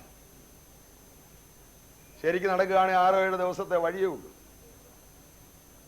അല്ലേ കൂടിയ 2 ആഴ്ച, അത്രയും ദൂരമേ ഉള്ളൂ. എന്നാൽ വീണ്ടെടുക്കപ്പെട്ട ദൈവജനത്തെ മിസ്രൈമിൽ നിന്ന് ദൈവത്തിന് നീട്ടിയ ഭുജത്താലും ദൈവശക്തിയാലും വിടുവിച്ച ജനത്തെ ചെങ്കടൽ വഴിയായി നടത്തുവാൻ ദൈവം തീരുമാനിച്ചു. Price the Lord. ചെടി ചോദിക്കും, അങ്ങോട്ട് പോകാൻ വേറെ വഴിയില്ലേ? കനാൻ നാട്ടിൽ പോകാൻ, സ്വർഗത്തിൽ പോകാൻ ഉണ്ട്. പക്ഷേ വീണ്ടെടുക്കപ്പെട്ട ദൈവം ഇതിൽ പോകാൻ വെച്ചേക്കുന്ന വഴി ചെങ്കടൽ വഴിയാണ്. വേറെ കുറുക്ക് വഴികളൊക്കെ ഉണ്ട്, എളുപ്പ വഴികളുണ്ട്. ആ വാക്യം ഒന്നുകൂടെ വായിച്ചേ. എളുപ്പ വഴി വേറെ ഉണ്ട്. ഫറവോൻ ജനത്തെ വിട്ടയച്ച ശേഷം ഫെലിസ്ത്യരുടെ ദേശത്തൂടുള്ള വഴി അടുത്തതെന്ന് വരികിലും ജനം യുദ്ധം കാണുമ്പോൾ തിരിച്ച് മിസ്രൈമിലോട്ട് പോകും. ചെങ്കടൽ വഴി പോയില്ലെങ്കിൽ തിരിച്ച് മിസ്രൈമിലോട്ട് പോകാൻ എളുപ്പമാണ്. ദൈവം അവരെ അതിലേ കൊണ്ടുപോയില്ല. അടുത്തത്, ചെങ്കടലിനരികെയുള്ള മരുഭൂമിയിൽ കൂടെ ദൈവം ജനത്തെ നടത്തി. സ്തോത്രം. ദൈവം പറഞ്ഞു, മോശേ, ഈ ജനം പോകേണ്ടത് ചെങ്കടൽ വഴിയാണ്. അവരെ ചെങ്കടലിന്റെ തീരത്ത് കൊണ്ടുവന്നു. ഈ സമയത്ത് ഫറവോനും അവന്റെ സൈന്യങ്ങളും ആദ്യജാതന്മാരെ കുഴിച്ചിട്ടതിന്റെ വിഷമം തീരുന്നതിന് മുമ്പ് കടിഞ്ഞൂലുകൾ അവരുടെ കൺമുമ്പിൽ പടഞ്ഞു വീണ് മരിച്ചത് കണ്ട് വേദനിച്ചിരുന്ന ആളുകൾ അത് വിസ്മരിച്ചിട്ട് ഈ ജനത്തെ വിട്ടയക്കാതെ പിടിച്ചുകൊണ്ട് വരുവാൻ രഥങ്ങൾ ഉണ്ടാക്കി കുതിരകളെ കെട്ടി ഇവരുടെ പിന്നാലെ ഓടിച്ചു വരികയാണ് ഇവരെ പിടിക്കുവാൻ. ഇത് കണ്ടു കഴിഞ്ഞപ്പോൾ ജനത്തിന് ഭയമായി. ജനം എന്ത് പറഞ്ഞു? 14-ാം അധ്യായം 10 മുതൽ. ഫറവോൻ അടുത്ത് വരുമ്പോൾ ഇസ്രായേൽ മക്കൾ തലയുയർത്തി മിസ്രയീമ്യർ പിന്നാലെ വരുന്നത് കണ്ടു ഏറ്റവും ഭയപ്പെട്ടു. ഇസ്രായേൽ മക്കളെ യഹോവയോട് നിലവിളിച്ചു. അവർ മോശയോട്, ഇസ്രായേലിൽ ശവക്കുഴിയില്ലാഞ്ഞിട്ടോ നീ ഞങ്ങളെ മരുഭൂമിയിൽ മരിപ്പാൻ കൂട്ടിക്കൊണ്ടുവന്നത്? ഇതാണ് അവരുടെ ചോദ്യം. ആ മിസ്രയീമിൽ ശവക്കുഴി ഇല്ലാഞ്ഞിട്ടാണോ ഞങ്ങളെ അവിടുന്ന് കൂട്ടിക്കൊണ്ട് വന്നിരിക്കുന്നത് ഇവിടെ കിടന്നുകൊണ്ട് ചാകാൻ? അടുത്തത്, നീ ഞങ്ങളെ മിസ്രയീമിൽ നിന്ന് പുറപ്പെടുവിച്ചതിനാൽ ഞങ്ങളോട് ചെയ്തതെന്ത്? മിസ്രയീമ്യർക്ക് വേല ചെയ്യുവാൻ ഞങ്ങളെ വിടേണമെന്ന് ഞങ്ങൾ മിസ്രയീമിൽ വെച്ച് നിന്നോട് പറഞ്ഞില്ലയോ? മരുഭൂമിയിൽ മരിക്കുന്നതിനേക്കാൾ മിസ്രയീമ്യർക്ക് വേല ചെയ്യുന്നതായിരുന്നു ഞങ്ങൾക്ക് നല്ലത് എന്ന് പറഞ്ഞു. അതിന് മോശ ജനത്തോട്, ഭയപ്പെടേണ്ട, ഉറച്ചു നിൽപ്പീൻ. യഹോവ ഇന്ന് നിങ്ങൾക്ക് ചെയ്യുവാനിരിക്കുന്ന രക്ഷ കണ്ടുകൊള്ളുവീൻ. നിങ്ങൾ ഇന്ന് കണ്ടിട്ടുള്ള ഈ മിസ്രയീമ്യരെ ഇനി ഒരു നാളും നിങ്ങൾ കാണുകയില്ല. സ്തോത്രം. യഹോവ നിങ്ങൾക്ക് വേണ്ടി യുദ്ധം ചെയ്യും. മതി. മിസ്രയീമ്യർ പുറകെ വരികയാണ്. ഇസ്രായേൽ മക്കൾ തിരിച്ചു നോക്കി അവര് ഭയപ്പെട്ടു പോയി. ഇറങ്ങി തിരിച്ച് 1-2 ദിവസമേ ആയുള്ളൂ. അവര് ഭയന്നു പോയി. അവര് മോശയോട് നിലവിളിച്ചു. മോശ ഇവരെ ധൈര്യപ്പെടുത്തിയെങ്കിലും മോശ എന്ത് ചെയ്യുന്നറിയാവോ? ദൈവസനിൽ അങ്ങ് വീണ് നിലവിളിക്കാൻ തുടങ്ങി. ജനത്തിന്റെ അടുക്ക വലിയ ധൈര്യമൊക്കെ പറയും. നിങ്ങൾ ധൈര്യമായിരിക്കണം, ഉറച്ചിരിക്കണം. അതിനുശേഷം ചെന്ന് ദൈവത്തിന്റെ അടുക്കൽ കിടന്നുകൊണ്ട് കരയുക. എന്റെ ദൈവമേ, ഈ ജനം പറയുന്നത് കേട്ടില്ലേ എന്ന് ചോദിച്ചുകൊണ്ട് അവൻ കരയുകയാണ്. അടുത്ത വാക്യത്തിൽ, അപ്പോൾ യഹോവ മോശയോട് അരുളിച്ചെയ്തത്, നീ എന്നോട് നിലവിളിക്കുന്നത് മുമ്പോട്ട് പോകുവാൻ ഇസ്രായേൽ മക്കളോട് പറയുക. മതി. സ്തോത്രം. നീ എന്തിനാ എന്നോട് നിലവിളിക്കുന്നത്? മുമ്പോട്ട് പോ. മുമ്പിൽ എന്താ? ചെങ്കടല. ദൈവം പറയുന്നു മുമ്പോട്ട് പോ. മുമ്പോട്ട് പോകാൻ ജനത്തോട് പറ. പുറകോട്ട് പോകാൻ ദൈവം ആരോടും പറയുന്നില്ല. സഹോദര, കർത്താവിന് വേണ്ടി ഇറങ്ങി തിരിച്ച ഒരു സ്റ്റെപ്പ് കർത്താവിന് വേണ്ടി വെച്ചിട്ടുണ്ടെങ്കിൽ പുറകോട്ട് കാല് വയ്ക്കരുത്. ദൈവം നിന്നോട് പറയുന്നു മുൻപോട്ട് പോ, മുൻപോട്ട് പോ. ദൈവം നിന്നെ പിടിച്ചു നടത്തും.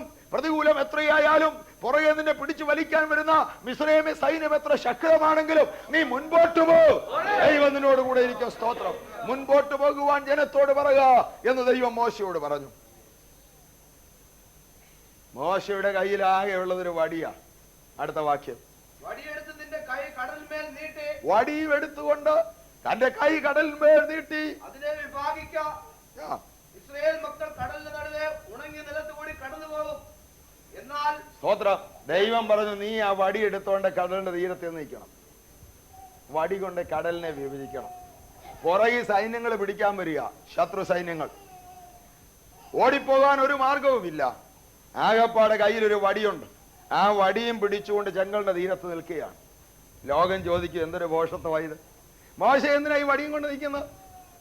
ആ ചെങ്കടൽ വിഭജിച്ച് അക്കരെ പോകാനാ. വടി നീട്ടി ആ കടല് വിരിയുമോ?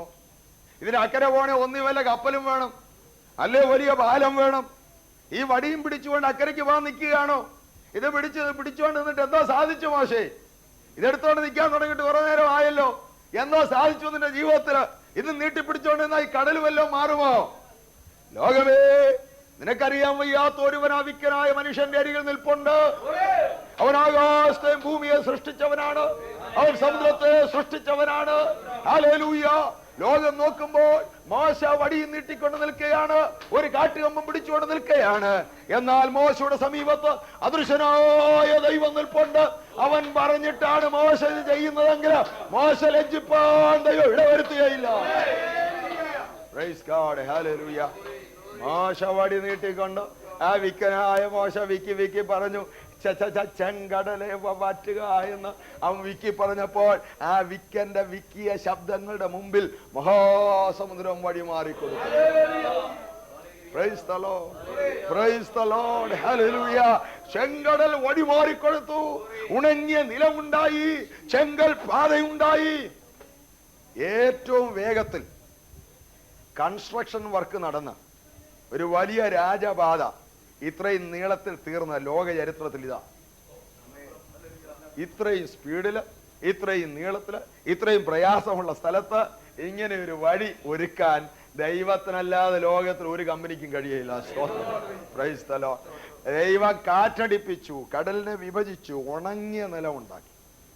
ചെളിയിൽ കൂടെ നടത്തിയെന്നല്ല എഴുതിയേക്കുന്നത്, ഉണങ്ങിയ നിലത്ത്. കടലിൽ ഉണങ്ങിയ നിലം ഉണ്ടാക്കി നടത്തുന്നവനാണ് ദൈവം. രണ്ടു വശത്തും വെള്ളം ചിറ പോലെ നിന്നു. വെള്ളത്തിന് വലിയ വിഷമമാ ചിറ പോലെ നിൽക്കാൻ. അതിന് സർഫസ് ടെൻഷനുണ്ട്. ആ ടെൻഷൻ ഉള്ളത് കൊണ്ട് അതിനിങ്ങനെ നിരന്ന് കിടക്കണം, നിരന്നൊഴുകണം. ഒരു വശത്ത് ഇങ്ങനെ ചിറ പോലെ വെള്ളം നിൽക്കുക എന്ന് പറഞ്ഞാൽ എന്തൊരു വിഷമിച്ചാ നിൽക്കുന്നറിയാമോ? വെള്ളം ഇങ്ങനെ വിചാരിക്കും ദൈവമക്കളല്ലേ, അവർ കയറിപ്പോക്കട്ടെ, അതുവരെ ഞാനിങ്ങനെ നിൽക്കാം. Praise the Lord. ദൈവമക്കൾക്ക് വേണ്ടി ദൈവം വഴിയൊരുക്കുന്നവനാണ്. സ്തോത്രം. ഞാൻ ഇങ്ങനെയൊക്കെ ചിന്തിക്കാറുണ്ട്. ദൈവമക്കള് മോശ, അഹരോനും സകല ഇസ്രായേലും കൂടെ ദൈവത്തിന് സ്തോത്രം ചെയ്തുകൊണ്ട് ഉണങ്ങിയ നിലത്തൂടെ ചാടി ഇറങ്ങി ഈ കടലിൽ കൂടെ അവർ പോകുകയാ. അവര് വിശ്വാസത്താലാ പോകുന്നത്.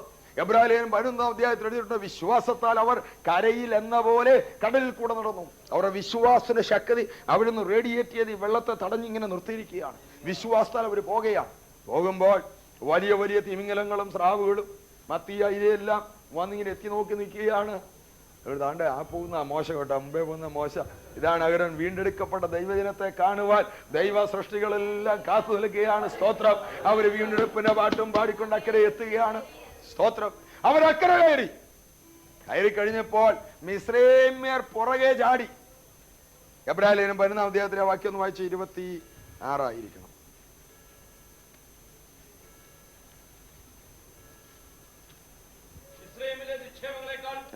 അടുത്ത വാക്യ. വിശ്വാസത്താൽ അവൻ അദൃശ്യ ദൈവത്തെ കണ്ടതുപോലെ ഉറച്ചു നിൽക്കിയാൽ രാജാവിന്റെ കോപം ഭയപ്പെടാതെ മിസ്രയീം വിട്ടുപോന്നു. 29-ാം വാക്യം. വിശ്വാസത്താൽ അവർ കരയിൽ എന്ന പോലെ ചെങ്കടലിൽ കൂടി കടന്നു. അവർ കരയിൽ എന്ന പോലെ ചെങ്കടലിൽ കൂടെ കടന്നു. അത് മിസ്രയീമ്യർ ചെയ്യുവാൻ നോക്കിയിട്ട് മുങ്ങിപ്പോയി. അത് മിസ്രയീമ്യർ ചെയ്യാൻ നോക്കിയിട്ട് മുങ്ങിപ്പോയി. വിശ്വാസത്താലാ മറ്റവര് പോയത്. വിശ്വാസം ഉണ്ടെങ്കിൽ അവിടെ എടുത്ത് ചാടാനൊക്കെ തോന്നും. ഈ കടൽ ഇതെപ്പോഴാ ഇങ്ങോട്ട് വരുന്ന ബുദ്ധി കൊണ്ട് ആലോചിക്കുകയാണെങ്കിൽ, ശാസ്ത്രീയമായിട്ട് ചിന്തിക്കുകയാണെങ്കിൽ, യുക്തിപരമായി ചിന്തിക്കുകയാണെങ്കിൽ ഇറങ്ങത്തില്ല. അറച്ചറച്ച് നിൽക്കത്തേ ഉള്ളൂ. ഇത് എത്ര നാൾ നിൽക്കുമെന്ന് അറിയട്ടെ. ഇത് വെള്ളം എപ്പോഴാ വീഴുന്ന അറിയത്തില്ല. കുറെ കൂടെ നമുക്കൊന്ന് പരിശോധിച്ച് നോക്കാമെന്ന് പറഞ്ഞിരിക്കും. വിശ്വാസമുള്ളവൻ അവൻ കണ്ണുമടച്ചങ്ങ് ചാടുക, അവൻ നടന്നു പോവുക. അവന്റെ വിശ്വാസത്തിന്റെ ശക്തിയാണ് വെള്ളത്തെ ഇങ്ങനെ തള്ളി നിർത്തിയേക്കുന്നത്. അവരക്കരെ കയറി കഴിഞ്ഞപ്പോൾ വിശ്വാസമില്ലാത്ത കുറെ ആളുകൾ പുറകെ ചാടി. വിശ്വാസമില്ലാത്തവൻ ചാടിയാൽ എന്ത് പറ്റുമെന്ന് എഴുതിയേക്കുന്നത്? മുങ്ങിപ്പോയി. സ്തോത്രം. മിസ്രയീമ്യർ ചെയ്യാൻ നോക്കിയിട്ട് മുങ്ങിപ്പോയി. വിശ്വാസം ഇല്ലാത്തവൻ മുങ്ങിയോണ്ട് ഗുണമുണ്ടോ? Praise the Lord. ഹല്ലേലൂയ. വിശ്വാസമില്ലാത്തവൻ മുങ്ങിയതുകൊണ്ട് ഗുണമില്ല. അവരക്കരെ കയറി വിശ്വാസമില്ലാത്തവര് പുറകെ ഇപ്പം പിടിക്കാമെന്ന് പറഞ്ഞ് വരികയാണ്. ദൈവം മോശ ഒഴിഞ്ഞ് വടിയെടുത്ത് തിരിച്ചു നീട്ടുക. മോശ വടി നീട്ടി. അതുവരെ ഇങ്ങനെ ടെൻഷനിൽ നിന്ന വെള്ളമെല്ലാം കൂടി ഇടിഞ്ഞങ്ങോട്ട് നിരന്ന് ഈ മിസ്രൈമ്യരെ മുഴുവൻ മുക്കിക്കളഞ്ഞു. ഏത് മിസ്രൈമ്യരാണോ ഇസ്രായേലിലെ മാതാക്കളുടെ കയ്യിൽ നിന്ന് പിഞ്ചു കുഞ്ഞുങ്ങളെ പിടിച്ചു പറിച്ചു കൊണ്ടുപോയി നൈൽ നദിയിൽ എറിഞ്ഞു കൊടുത്തത്, നീലനദിയിലെ ആ ചീങ്കണ്ണികൾക്ക് ഈ പിഞ്ചു ഓമന കുഞ്ഞുങ്ങളെ വലിച്ചെറിഞ്ഞു കൊടുത്തത് ഏത് മിസ്രൈമ്യരാണോ അവരിതാ ചെങ്കടലിൽ ഉപ്പുവെള്ളം കുടിച്ചു താഴുകയാണ്. ഫറവോൻ ചോദിച്ചു മോശയോട്, യഹോവ ആരാ? യഹോവ പറഞ്ഞാൽ ഉടനെ ജനത്തെ വിട്ടയക്കത്തക്കൊണ്ട് യഹോവ ആരാ? ചെങ്കടലിലെ ഉപ്പുവെള്ളം കുടിച്ച് ഈയം പോലെ താഴുമ്പോൾ ഫറവോന് മനസ്സിലായി യഹോവ ആരാണ്. അവൻ എബ്രായരുടെ ദൈവമാണ്, അവൻ ഈ അടിമകളുടെ ദൈവമാണ്. മാത്രമല്ല അവൻ ആകാശത്തെയും ഭൂമിയെ സൃഷ്ടിച്ച സർവശക്തനായ ദൈവമാണ്. Price the Lord, praise the Lord, hallelujah. അടുത്ത ദിവസം രാവിലെ അവർ എഴുന്നേറ്റ് നോക്കിയപ്പോൾ മിസ്രൈമ്യർ മുഴുവൻ ചത്ത് പൊങ്ങി കരയിൽ വന്ന് അടിഞ്ഞു കിടക്കുക. കുതിരകളും രഥങ്ങളും ഫറവോനും സൈന്യങ്ങളും മന്ത്രവാദികളും എല്ലാം ചത്തുപൊങ്ങി ഈ കടലിന്റെ കരയിൽ വന്ന് കിടക്കുകയാണ്. അത് കണ്ടപ്പോൾ ഇസ്രായേൽ മക്കൾ എഴുന്നേറ്റ് നോക്കിയപ്പോൾ ഇതാ ഒരുത്തൻ ചത്ത് വിറങ്ങലിച്ച് കടയ്ക്ക് വന്ന് അടിഞ്ഞു കിടക്കുക. ഒരുത്തൻ പറഞ്ഞു, ഒരു സഹോദരി പറഞ്ഞു, യോ തേണ്ട ഈ ദുഷ്ടനാണ് എന്റെ കയ്യിൽ നിന്ന് എന്റെ കുഞ്ഞിനെ പിടിച്ചു പറിച്ചുകൊണ്ട് പോയി അന്ന് കൊന്നത്. വേറൊരുത്തൻ പറഞ്ഞു, തേണ്ട ഇതാ ഞങ്ങളുടെ അയൽവക്കത്തെ ആവശ്യം മന്ത്രവാദി എന്ത് ദോഷവും ചെയ്തവനാ. ഓരോരുത്തർ നോക്കിയപ്പോൾ അവരെ ഇഷ്ടിയ ചൂളയിൽ വെച്ച് ചാട്ടവാറ് കൊണ്ട് ആഞ്ഞാഞ്ഞടിച്ച് പീഡിപ്പിച്ച ആളുകളെല്ലാം ചത്തുപൊങ്ങി വന്ന് കിടക്കുകയാണ്. ഇത് കണ്ടപ്പോൾ മിറിയാം കയ്യിൽ തപ്പെടുത്തു. മിറിയാം പാട്ട് പാടുവാൻ തുടങ്ങി. അവൻ നല്ലവനല്ലോ, അവന്റെ ദയ എന്നേക്കുമുള്ളത് എന്ന് പറഞ്ഞുകൊണ്ട് ഗാനപ്രതിഗാനം പാടി അവൻ നൃത്തം ചെയ്യുകയാണ്. ചെങ്കടലിന് അക്കരയോ, ചെങ്കടലിന് അക്കരെ വെച്ച് പേടിച്ചു നിന്നവരാ. അയ്യോ മിസ്രൈം ശവക്കുഴി ഇല്ലാഞ്ഞിട്ടാണോ ഞങ്ങളെ വിളിച്ചുകൊണ്ട് വന്ന് ഞങ്ങൾ ഇവിടെ അവരുടെ വാളാൽ പട്ടുപോകത്തേ ഉള്ളൂ എന്ന് പറഞ്ഞ് ഭയപ്പെട്ടവര്, നിലവിളിച്ചവര്. ചെങ്കടൽ കടക്കുന്നതിന് മുമ്പ് പേടിയാ, ചെങ്കടൽ കടക്കുന്നതിന് മുമ്പ് നിലവിളിയാ, ചെങ്കടൽ കടക്കുന്നതിന് മുമ്പ് തിരിച്ചു പോയാ മതി എന്നാ. എന്നാൽ ചെങ്കടൽ കടന്നു കഴിയുമ്പോഴോ കയ്യിൽ തപ്പുണ്ട്, കാലിൽ നൃത്തമുണ്ട്, വായിൽ പുതിയ പാട്ടുണ്ട്. ഞങ്ങളുടെ കൈകൾ കൊട്ടവിട്ട് ഒഴിഞ്ഞിരിക്കുന്നു. അവൻ ഞങ്ങളുടെ എട്ടുമാറ്റി ഞങ്ങൾ ഉത്സവ വസ്ത്രം ധരിപ്പിച്ചിരിക്കുന്നു. ഞങ്ങൾ ഇനി സിയോനിൽ അന്യരല്ല. സ്തോത്രം, പ്രൈസ് ദി ലോർഡ്, ആമേൻ, ആമേൻ. പാട്ട് എത്ര ശക്തിയോടെ ആയിരിക്കും അവർ ഈ പാട്ട് പാടിയത്. അവരെ അനുഭവത്തിൽ നിന്ന് പാടുകയാണ്. അവരുടെ കണ്ണിന്റെ മുമ്പിൽ അവർ കാണുകയാണ്. അവരെ പീഡിപ്പിനാളും കാണാതെ വണ്ണം ദൈവോരനായും വിധിച്ചു. ഈ ചെങ്കടൽ കടന്നവരാണ് മരുഭൂമിയിലെ സഭയിലെ അംഗങ്ങൾ.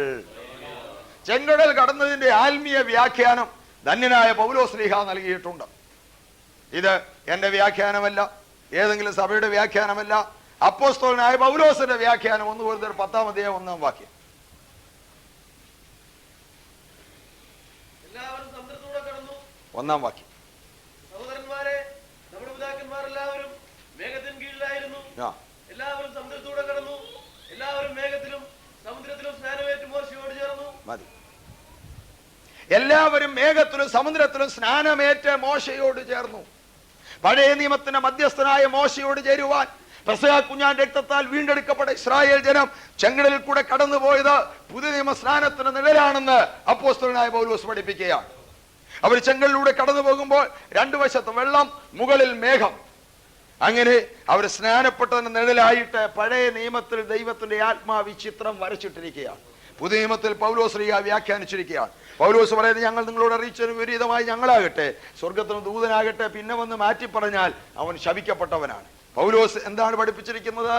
സഹോദരന്മാരെ, നമ്മുടെ പിതാക്കന്മാരെല്ലാവരും സമുദ്രത്തിലൂടെ കടന്നു, മേഘത്തിലും സമുദ്രത്തിലും സ്നാനമേറ്റ് മോശയോട് ചേർന്നു. പഴയ നിയമത്തിന്റെ മധ്യസ്ഥനോട് ചേരുവാൻ ഇസ്രായേൽ മക്കൾ ചെങ്കടൽ കടക്കണമായിരുന്നു. പുതിയ നിയമത്തിന്റെ മധ്യസ്ഥനോട് ചേരുവാൻ വേദപുസ്തകത്തിൽ ഇങ്ങനെ എഴുതിയിരിക്കുന്നു, യേശു ക്രിസ്തുവിനോട് ചേരുവാൻ സ്നാനമേറ്റവരായ നാം എല്ലാവരും അവനെ ധരിച്ചിരിക്കുന്നു. സ്തോത്രം. റോമാലേഖനം 6-ാം അധ്യായം 1 മുതലുള്ള വാക്യങ്ങൾ.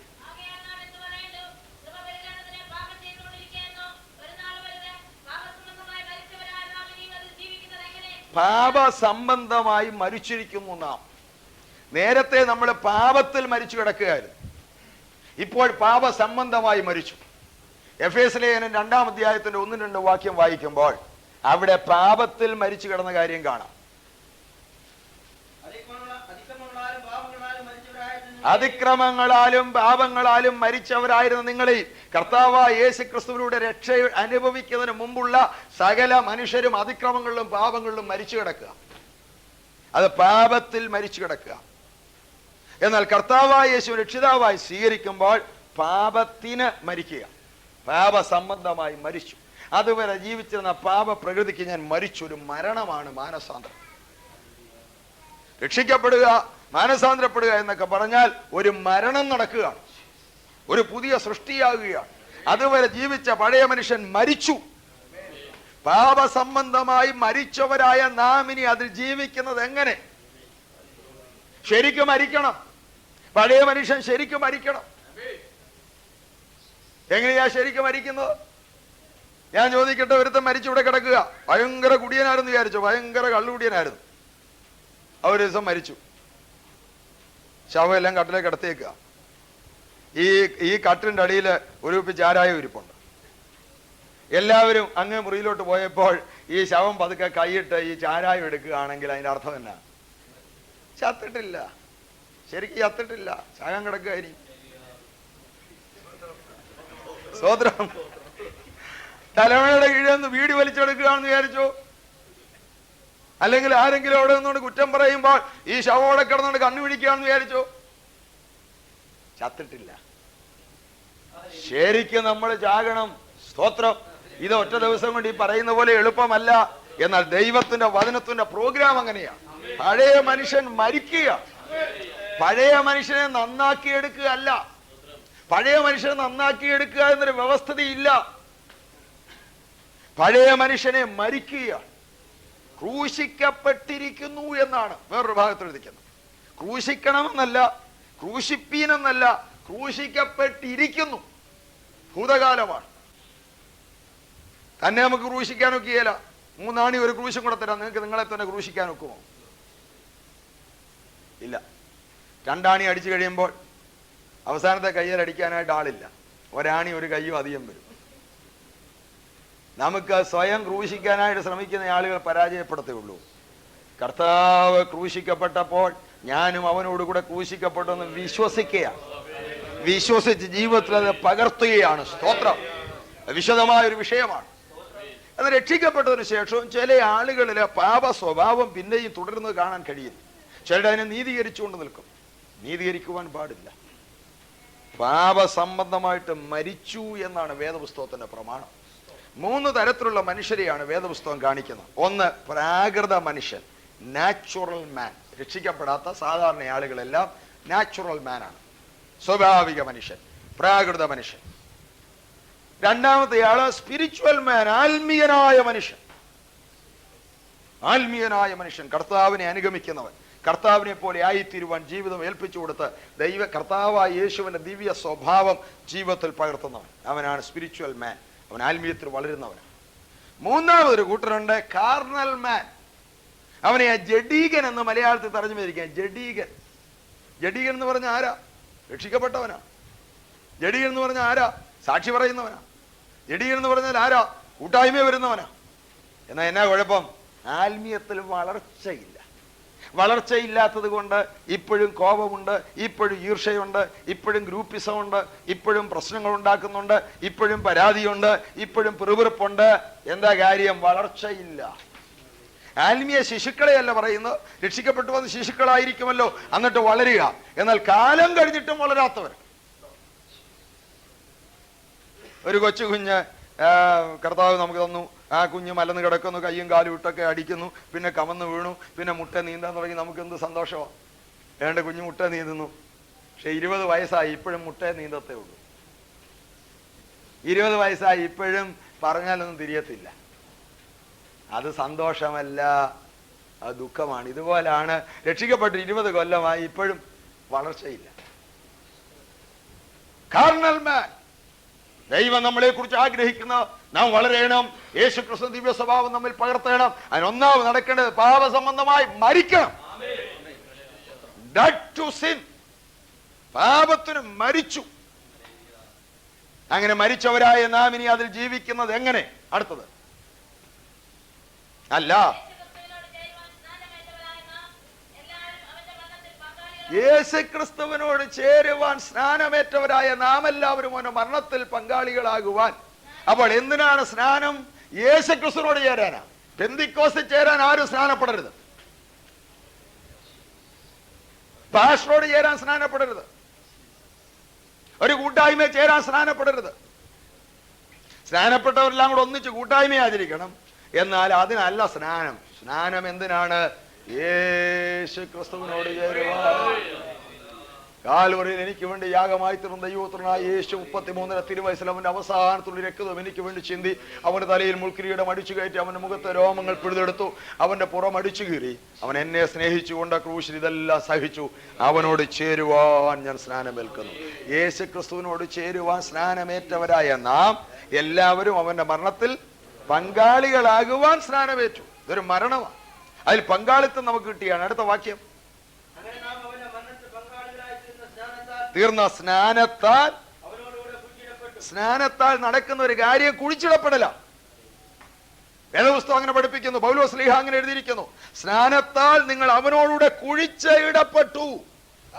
അടുത്ത,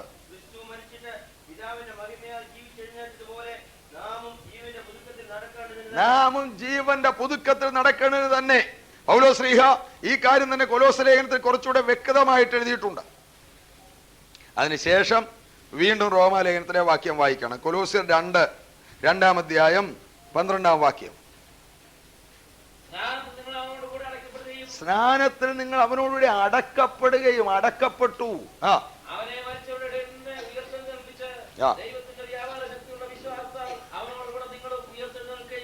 സ്നാനത്തിൽ ഉയർത്തെഴുന്നേൽക്കുകയും ചെയ്തു. അപ്പോൾ മരിച്ചു, അടക്കപ്പെട്ടു, ഉയർത്തെഴുന്നേറ്റ്. രക്ഷിക്കപ്പെടുക, മാനസാന്തരപ്പെടുക എന്ന് പറഞ്ഞാൽ മരിച്ചു. പഴയ മനുഷ്യൻ മരിച്ചു. ആ മനുഷ്യനെ പൊക്കിക്കൊണ്ടുപോയി വെള്ളത്തിൽ കുഴിച്ചു മൂടുക. ഒരാളെ സ്നാനാർത്ഥിയെ വെള്ളത്തിലേക്ക് പിടിച്ചു മുക്കും. വെള്ളത്തിനടിയിൽ അയാൾ ആകുമ്പോൾ പഴയ മനുഷ്യനെ കുഴിച്ചു മൂടി. അയാൾ വെള്ളത്തിൽ നിന്ന് പൊങ്ങി വരുമ്പോൾ ഉയർത്തെഴുന്നേറ്റ് ഒരു പുതിയ മനുഷ്യനായി ജീവിക്കുവാൻ വരികയാണ്. ഇത് പ്രതീകമായിട്ട് ചിത്രീകരിച്ചിരിക്കുകയാണ്. ഒരു മനുഷ്യന്റെ ആത്മീയമായി ഹൃദയത്തിൽ നടക്കുന്ന ഈ യാഥാർത്ഥ്യം പുറമെ പ്രതീകമായി കാണിക്കുവാൻ കർത്താവ് കൽപ്പിച്ചതുകൊണ്ട് ശിഷ്യന്മാരങ്ങനെ ചെയ്യുകയാണ്. ഇതിന്റെ സത്ത അകത്ത് നടക്കുന്ന യാഥാർത്ഥ്യമാണ്. അകത്ത് ശരിയായിട്ട് മരണവും അടക്കവും ഉയർത്തെഴുന്നേൽപ്പും നടക്കുന്നില്ലെങ്കിൽ ഈ ചടങ്ങ് കൊണ്ട് അർത്ഥമില്ല. അകത്ത് ഇത് നടന്നിട്ടുണ്ടെങ്കിൽ ഈ ചടങ്ങ് നടത്തിയേ ഒക്കത്തുള്ളൂ. കാരണം കർത്താവിന് കൽപ്പനയാണ്. അങ്ങനെ അവരെ വെള്ളത്തിൽ മുക്കുമ്പോൾ കുടിച്ചിടുകയാണ്. വെള്ളത്തിൽ നിന്ന് പൊങ്ങി വരുമ്പോൾ ഉയർത്തെഴുന്നേറ്റ് വരികയാണ്. മിസ്രൈമിൽ നിന്ന് പുറപ്പെട്ട ഇസ്രായേൽ ജനം ചെങ്കടൽ കടക്കുമ്പോൾ മിസ്രൈമിന് അവർ മരിച്ചു. മിസ്രൈമുമായിട്ടുള്ള ബന്ധം തീർന്നു. ഫറവോൻ ചത്തുപോയി. ഫറവോന്റെ അധികാരം ഇനി ഇല്ല. അവന്റെ ഊഴിയ വിചാരകന്മാർക്ക് ഇവരുടെ പേരിൽ ഇനി അധികാരമില്ല. ഇവര് മരുഭൂമിയിൽ ദൈവത്തിന്റെ സഭയായി ദൈവത്തെ ആരാധിക്കുവാൻ പോകുകയാണ്. സ്നാനത്തിൽ നിങ്ങൾ അവനോട് അടക്കപ്പെട്ടു. റോമാലേഖനം 6-ാം അധ്യായത്തിൽ അടുത്ത വാക്യം വായിക്കാം. അവന്റെ മരണത്തിന്റെ സാദൃശ്യത്തോട് നാം ഏകീഭവിച്ചവരായി എങ്കിൽ. ആ വാക്യം ശ്രദ്ധിച്ചോ. ദൈവത്തിന്റെ വചനമായത് നമ്മുടെ എല്ലാം പുസ്തകത്തിൽ അച്ചടിച്ചേക്കുക. അവന്റെ മരണത്തിന്റെ സാദൃശ്യത്തോട് നാം ഏകീഭവിക്കുന്നത് എങ്ങനെയാണ്? സ്നാനത്തിലാണ് നമ്മൾ എഴുതിയിരിക്കുന്നു. അങ്ങനെ അവന്റെ മരണത്തിന്റെ സാദൃശ്യത്തോട് നാം ഏകീഭവിച്ചവരായി എങ്കിൽ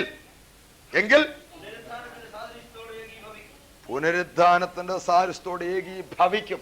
ഭാവി കാലമാണ്. പുനരുദ്ധാനത്തിന്റെ സാദൃശ്യത്തോട് നമ്മൾ ഏകീഭവിക്കും.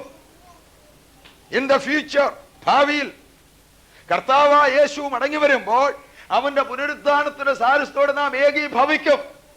എങ്ങനെയെങ്കിൽ അവന്റെ മരണത്തിന്റെ സാദൃശ്യത്തോട് നാം ഏകീഭവിച്ചവരായി എങ്കിൽ. അവന്റെ മരണത്തിന്റെ സാദൃശ്യത്തോട് ഏകീഭവിച്ച ആളുകൾക്ക് ഒരു പ്രത്യേക വാഗ്ദാനമുണ്ട്. അവന്റെ പുനരുദ്ധാനത്തിന്റെ സാദൃശ്യത്തോട് ഏകീഭവിക്കും. Praise the Lord, hallelujah. കർത്താവിന്റെ വചനത്തിൽ സ്പഷ്ടമായി എഴുതിയിരിക്കുകയാണ്. ഇന്നത്തെ എന്റെ വിഷയം ഇസ്രായേൽ ചെങ്കടൽ കടന്നു എന്നുള്ളതാണല്ലോ. ഇസ്രായേൽ ചെങ്കടൽ കടന്നു എന്നത് സ്നാനത്തിന്റെ മുൻകുറിയാണ് എന്ന് പൗലോസെ പറഞ്ഞിരിക്കുന്നു. അവരുടെ കാര്യം മാത്രമല്ല, നോഹയും ഭാര്യയും 3 ആൺമക്കളും അവരുടെ ഭാര്യമാരും 8 പേര് പെട്ടകത്തിനകത്ത് കയറിയിരിക്കുകയും പെട്ടകത്തിന്റെ മുകളിൽ 40 രാവും പകലും തോരാത്ത മഴ പെയ്യുകയും ചെയ്തത് സ്നാനത്തിന്റെ മുൻകുറിയാണെന്ന് അപ്പോസ്തലനായ പത്രോസ് എഴുതിയിരിക്കുന്നു. 1 പത്രോസ് 3-ാം അധ്യായം 20-21 വാക്യങ്ങൾ.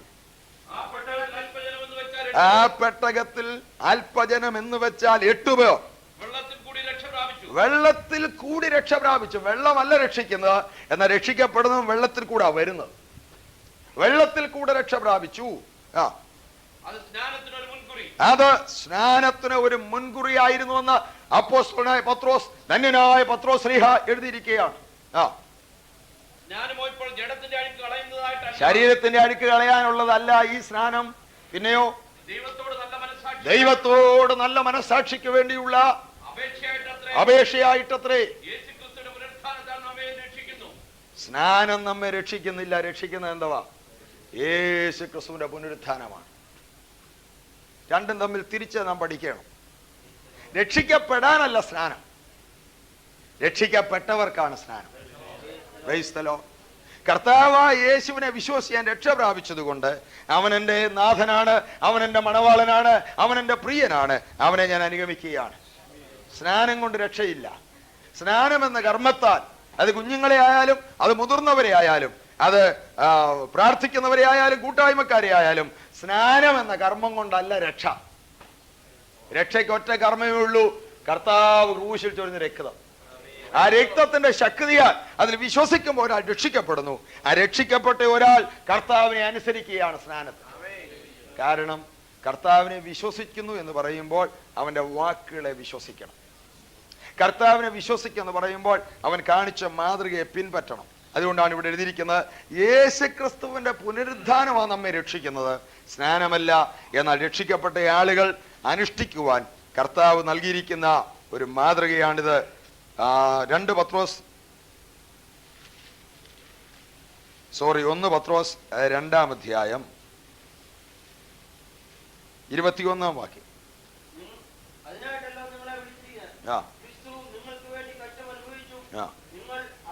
നിങ്ങൾ ക്രിസ്തുവിന്റെ കാൽ ചുവട് പിന്തുടരുവാൻ ഒരു മാതൃക വെച്ചു പോയിരിക്കുന്നു.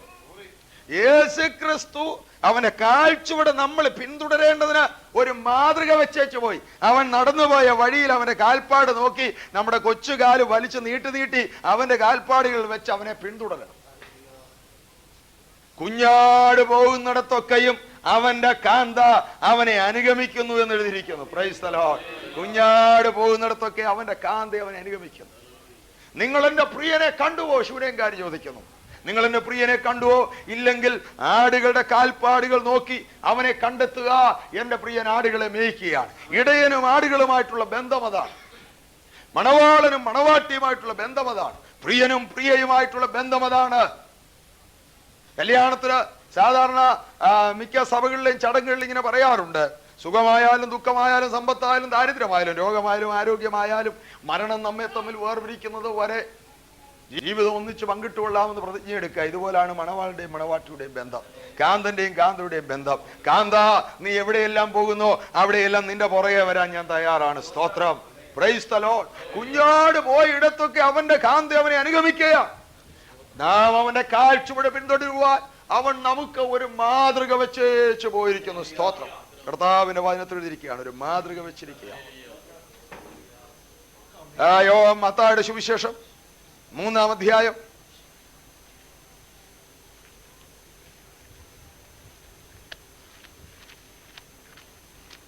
വായിക്കാം. സ്വർഗ്ഗരാജ്യം സമീപിച്ചിരിക്കാൻ മാനസാന്തരപ്പെടുവിൻ എന്ന് പറഞ്ഞു. മരുഭൂമിയിൽ വിളിച്ചു പറയുന്നവന്റെ വാക്കാവിധം കർത്താവിന് വഴി ഒരുക്കി നിരപ്പാക്കി. 5-ാം വാക്യം. അന്ന് യെരൂശലേമ്യർ യഹൂദദേശക്കാരൊക്കെയും യോർദാന്റെ 2 കരയുമുള്ള എല്ലാ നാട്ടുകാരും പുറപ്പെട്ട് അവന്റെ അടുക്കൽ ചെന്ന് തങ്ങളുടെ പാപങ്ങളെ ഏറ്റുപറഞ്ഞുകൊണ്ട് യോർദാൻ നദിയിൽ അവനാൽ സ്നാനമേറ്റു. മാനസാന്തര സ്നാനം പ്രസംഗിക്കുകയാണ് യോഹന്നാൻ. ഈ യോഹന്നാനാണ് പ്രത്യേകമായിട്ട് ഭൂമിയിൽ വന്ന് ഈ ശുശ്രൂഷ തുടങ്ങിയത്. യഹൂദന്മാർക്ക് കഴുകലുകളേ ഉള്ളൂ, സ്നാനമില്ല. യഹൂദന്മാരുടെ ചടങ്ങുകൾ പ്രധാനമായിട്ടുള്ളത് പരിച്ഛേദനയും യാഗവുമാണ്. ഒരാളെ സമുദായത്തിലേക്ക് ചേർക്കുമ്പോൾ അയാളെ പരിച്ഛേദന കഴിക്കും, അയാൾ യാഗം കഴിക്കണം. അങ്ങനെയാണ് ഒരാൾ ഒരു പുറജാതിക്കാരൻ അക്കാലത്ത് യഹൂദ മതത്തിൽ ചേരണമെങ്കിൽ ചേരുന്നത്. എന്നാൽ സ്നാപക യോഹന്നാൻ വന്ന് മരുഭൂമിയിൽ പ്രസംഗിച്ചു മാനസാന്തരം പ്രസംഗിക്കുകയും സ്നാനപ്പെടുത്തുകയും ചെയ്തു. അതെന്നാ കാര്യം? ലൂക്കോസിന്റെ സുവിശേഷം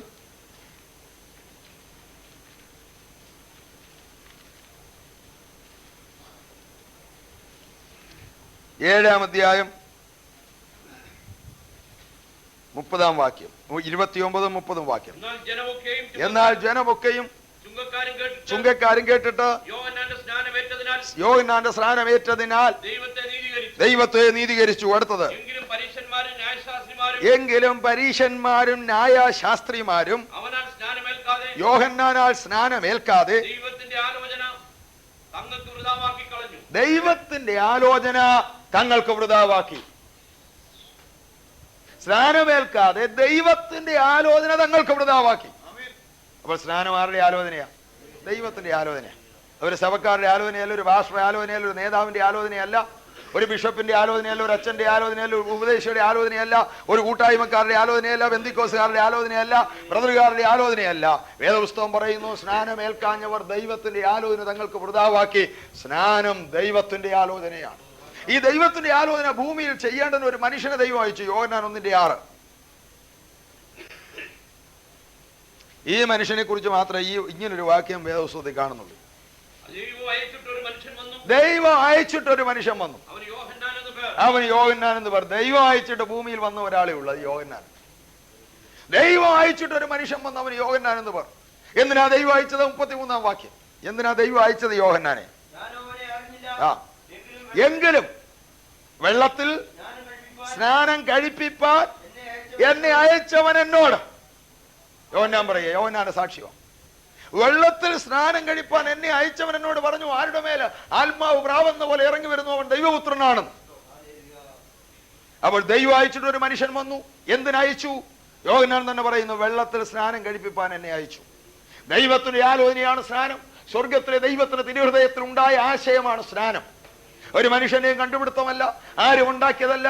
ആരും ചേർന്നിട്ട് നമുക്ക് ഇത് ഇങ്ങനെ എന്തെങ്കിലും ഉണ്ടെങ്കിൽ നല്ലതായിരിക്കും, മറ്റവർക്ക് പരിച്ഛേദന ഉണ്ടല്ലോ നമുക്ക് സ്നാനമാക്കാമെന്ന് പറഞ്ഞുണ്ടാക്കിയതല്ല. സ്വർഗത്തിലെ ദൈവത്തിലെ തിരുഹൃദയത്തിൽ ഉണ്ടായ ഈ സ്നാനം എന്ന ആശയം ഭൂമിയിൽ നടപ്പിലാക്കേണ്ടതിന് ദൈവം ഒരു മനുഷ്യനെ അയച്ചു. ദൈവം അയച്ചിട്ട് ഒരുവൻ വന്നു, അവൻ വെള്ളത്തിൽ സ്നാനം കഴിപ്പിച്ചു. അങ്ങനെ വെള്ളത്തിൽ സ്നാനം കഴിപ്പിക്കുമ്പോഴാണ് മത്തായി 3:4-5 മുതലുള്ള വാക്യങ്ങൾ. അന്ന് യെരൂശലേമ്യരും യഹൂദ ദേശക്കാരൊക്കെ യോർദാന്റെ ഇരുകരയുമുള്ള എല്ലാ നാട്ടുകാരും ഞാൻ ആ വാക്യം വായിക്കുമ്പോഴൊക്കെ ഇങ്ങനെ ഓർക്കും. അന്ന് നമ്മുടെ നാട്ടിലെ രീതി പറഞ്ഞാൽ അന്ന് കേരളക്കാരും തമിഴ്നാട്ടുകാരും പമ്പാ നദിയുടെ ഇരുകരയുമുള്ള സകല നാട്ടുകാരും പുറപ്പെട്ട് അവന്റെ അടുക്കൽ വന്നു എന്ന് പറയുന്ന പോലെ ഇവിടെ എഴുതിയേക്കുന്നത്. അന്ന് യെരൂശലേമിലെ യഹൂദ ദേശക്കാരൊക്കെ യോർദാന്റെ ഇരുകരയുമുള്ള എല്ലാ നാട്ടുകാരും പുറപ്പെട്ട് അവന്റെ അടുക്കൽ വന്നു. അവരെന്ത് ചെയ്തു? യോർദാൻ നദിയിൽ അവനാൽ സ്നാനമേറ്റു. യോഹന്നാന്റെ സ്നാനത്തിന് ഉള്ള പ്രത്യേകത എന്താണെന്ന് വെച്ചാൽ മാനസാന്തര പ്രസംഗമാണ്. യോഹന്നാന്റെ പ്രസംഗം ഭയങ്കര ആളുകളെ വെട്ടിമുറിച്ചുള്ള പ്രസംഗമാണ്.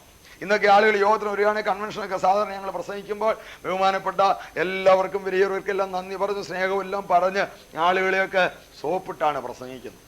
യോഹന്നാൻ അങ്ങനൊന്നുമല്ല. യോഗത്തിന് വന്നിരിക്കുന്നവരെ വിളിക്കുന്നത് സർപ്പസന്തതികളെ, നിങ്ങളോട് ആര് പറഞ്ഞ് യോഗത്തിന് വരാൻ? അങ്ങനെ യോഹന്നാൻ പ്രസംഗിക്കുന്നത്. സർപ്പസന്തതികളെ എന്ന് പറഞ്ഞാ പ്രസംഗിക്കുന്നത്.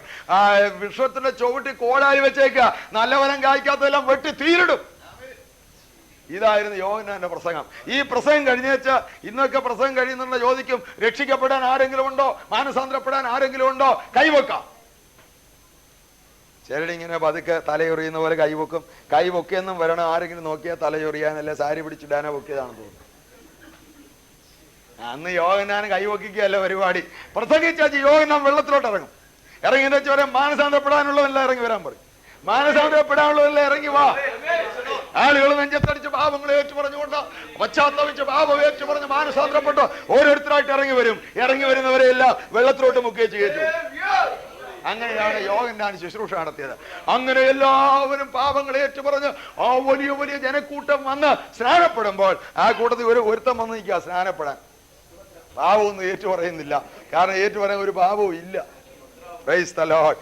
ദൈവത്തിന്റെ ഏകജാതനായ പുത്രൻ, പരിശുദ്ധനിൽ പരിശുദ്ധനായ ദൈവ കുഞ്ഞാടായ കർത്താവ് ആ സ്നാപക യോഹന്നാന്റെ അടുക്കൽ വന്ന് സ്നാനപ്പെടാൻ നിൽക്കുക. യോഹന്നാൻ നോക്കി, ഇതാരാ നിൽക്കുന്നത്? യോഹന്നാൻ പറഞ്ഞു, അയ്യോ ഞാൻ സ്നാനപ്പെടുത്തുകയല്ല, എന്നെ സ്നാനപ്പെടുത്തണം. യോഹന്നാൻ പെട്ടെന്ന് സ്നാനാർത്ഥിയുമായി യേശു സ്നാനപ്പെടുത്താൻ നിൽക്കുക. യേശു പറഞ്ഞു, യോഹന്നാനെ ഇപ്പോൾ സമ്മതിക്കുക, ഇങ്ങനെ ദൈവത്തിന്റെ സകല നീതി നിവർത്തിക്കുന്നത് നമുക്ക് ഉചിതം. യോഹന്നാൻ യേശുവിനെ പിടിച്ച് യോർദാൻ നദിയിൽ മുക്കി. വെള്ളത്തിൽ നിന്ന് യേശു പൊങ്ങി വരുമ്പോൾ സ്വർഗം തുറന്നു. ഇവൻ എന്റെ പ്രിയപുത്രൻ, ഇവനെ പ്രസാദിച്ചു. പിതാവായ ദൈവം വിളിച്ചു പറഞ്ഞു, സ്വർഗത്തിൽ നിന്ന് പരിശുദ്ധാത്മാവ് പ്രാവുന്ന പോലെ അവന്റെ മേൽ ഇറങ്ങി വന്നു. പിതാവായ ദൈവവും പുത്രനായ ക്രിസ്തു പരിശുദ്ധാത്മാവും ഒന്നിച്ചു വെളിപ്പെട്ട ഒരു സ്ഥലമാണ് യോർദാനിലെ സ്നാനക്കടവ്. പുത്രൻ തമ്പുരാൻ വെള്ളത്തിൽ നിൽക്കുന്നു, പിതാവ് സ്വർഗത്തിൽ നിന്ന് വിളിച്ചു പറയുന്നു, പരിശുദ്ധാത്മാവ് പ്രാവെന്ന പോലെ ഇറങ്ങി വരുന്നു. പിതാവും പുത്രനും പരിശുദ്ധാത്മാവുമാകുന്ന ത്രിയേക ദൈവം ഒന്നുപോലെ സാക്ഷി നിന്ന ശുശ്രൂഷയാണ് സ്നാനം. മറ്റൊരു ശുശ്രൂഷയ്ക്കും ഈ മൂന്ന് പേരും ഒന്നിച്ച് വെളിപ്പെട്ടതായി ബൈബിളിൽ കാണുന്നില്ല. ഈ ഒരു രംഗത്ത് മാത്രമേ മൂന്ന് പേരും വെളിപ്പെട്ടുള്ളൂ. എന്തായിരുന്നു യേശുവിന്റെ സ്നാനത്തിന്റെ അർത്ഥം? പിതാവേ, മനുഷ്യവർഗത്തിന് വേണ്ടി മരിക്കുവാൻ ഞാൻ തയ്യാറാണ്, മരിച്ചടക്കപ്പെടുവാൻ ഞാൻ തയ്യാറായിരിക്കും എന്ന് പറഞ്ഞ് തന്നെ തന്നെ സമർപ്പിക്കുന്ന ആ രംഗമായിരുന്നു. ആ വെള്ളത്തിൽ മുങ്ങിയപ്പോൾ അതുകൊണ്ടാണ് പിതാവ് വിളിച്ചു പറഞ്ഞ്, ഇവൻ എന്റെ പ്രിയപുത്രൻ, ഇവന് ഞാൻ പ്രസാദിച്ചിരിക്കുന്നു. യോർദാന്റെ ഇരുകരയുമുള്ള എല്ലാ നാട്ടുകാരും വന്ന് അവന്റെ അടുക്കൽ സ്നാനമേറ്റു. യേശു സ്നാനമേറ്റു. അത് കഴിഞ്ഞ് യേശുവും ശിഷ്യന്മാരും കൂടെ മറ്റാളുകളെ സ്നാനപ്പെടുത്തുവാൻ തുടങ്ങി. യേശുവിന്റെ ശിഷ്യന്മാർ യോഹന്നാന്റെ ശിഷ്യന്മാരായിരുന്നു. യേശുവിനെ അവർ അനുഗമിച്ചത് എങ്ങനെയാണെന്ന് യോഹന്നാന്റെ സുവിശേഷം 1-ാം അധ്യായം വായിച്ചാൽ നിങ്ങൾക്ക് കാണാൻ കഴിയും. യോഹൻ 1:35 വരെ വായിക്കാം. ചിലർക്ക് സംശയമുണ്ട് ശിഷ്യന്മാർ സ്നാനമേറ്റോ. ശിഷ്യന്മാര് രണ്ടുപേരുമായി യോഹന്നാൻ നിൽക്കുക.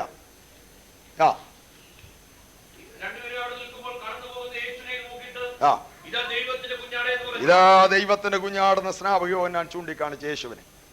അത് കേട്ടപ്പോൾ അവരത് കേട്ടപ്പോ യേശുവിന്റെ പുറകെ പോയി. ദൈവകുഞ്ഞാടനെ കണ്ടപ്പോൾ സ്നാപക യോഹന്നാനെ വിട്ട് യേശുവിന്റെ പുറകെ പോയി. അടുത്ത വാക്യം. അവൻ പറഞ്ഞത് ആ രണ്ട് ശിഷ്യന്മാർ കേട്ട് യേശുവിനെ അനുഗമിച്ചു. യേശു തിരിഞ്ഞ് അവർ പിന്നാലെ വരുന്നത് കണ്ട് അവരോട്, നിങ്ങൾ എന്തന്വേഷിക്കുന്നത് ചോദിച്ചു.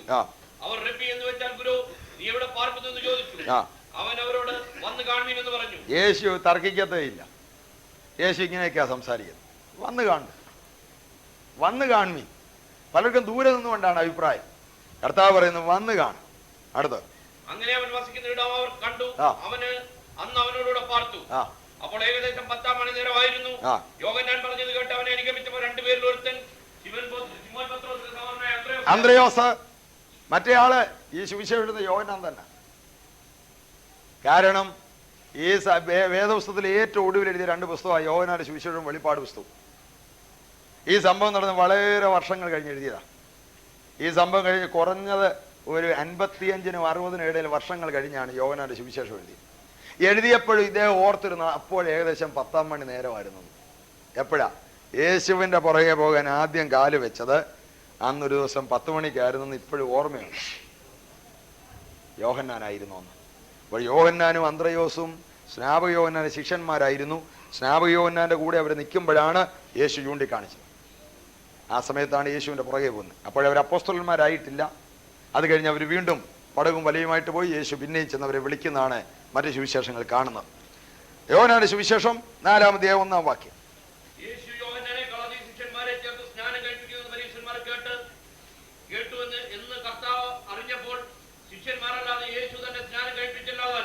ഇനിയും 3-ാം അധ്യായത്തിന്റെ 22-ാം വാക്യം.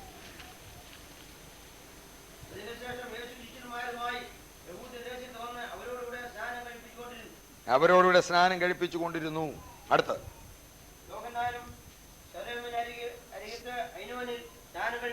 ഐനോനിൽ സ്നാനം കഴിപ്പിച്ചു കൊണ്ടിരുന്നു. അടുത്ത്. അവിടെ വളരെ വെള്ളമുണ്ടായിരുന്നു. പരിശുദ്ധാത്മാവ് ആ കാര്യം കൂടെ എഴുതി വെച്ചു. വളരെ വെള്ളമുള്ളയിടത്ത് ആ സ്നാനം നടത്തിയത്. സ്തോത്രം. ഇപ്പോൾ സ്നാപക യോഹന്നാൻ സ്നാനം കൊണ്ടുവന്നു. യേശു സ്നാനമേറ്റു. അനേകായിരങ്ങൾ സ്നാനമേറ്റു. യേശു തന്റെ ശിഷ്യന്മാരുമായിട്ട് ചെന്ന് യോർദാനിൽ സ്നാനം നടത്തി. താൻ മരിച്ചു കഴിഞ്ഞ് ഉയർത്തെഴുന്നേറ്റ ശിഷ്യന്മാരോട് യാത്ര പറയുന്ന അവസരത്തിൽ അവരോട് പറഞ്ഞു, നിങ്ങൾ ഭൂലോകമൊക്കെയും പോയി സകല സൃഷ്ടിയോട് സുവിശേഷം പ്രസംഗിക്കണം. വിശ്വസിക്കുകയും സ്നാനമേൽക്കുകയും ചെയ്യുന്നവൻ രക്ഷിക്കപ്പെടും, വിശ്വസിക്കാത്തവൻ ശിക്ഷാവിധിയിലാക്കപ്പെടും. മർക്കോസിന്റെ സുവിശേഷം 16-ാം അധ്യായത്തിന്റെ 15-16 വാക്യങ്ങൾ.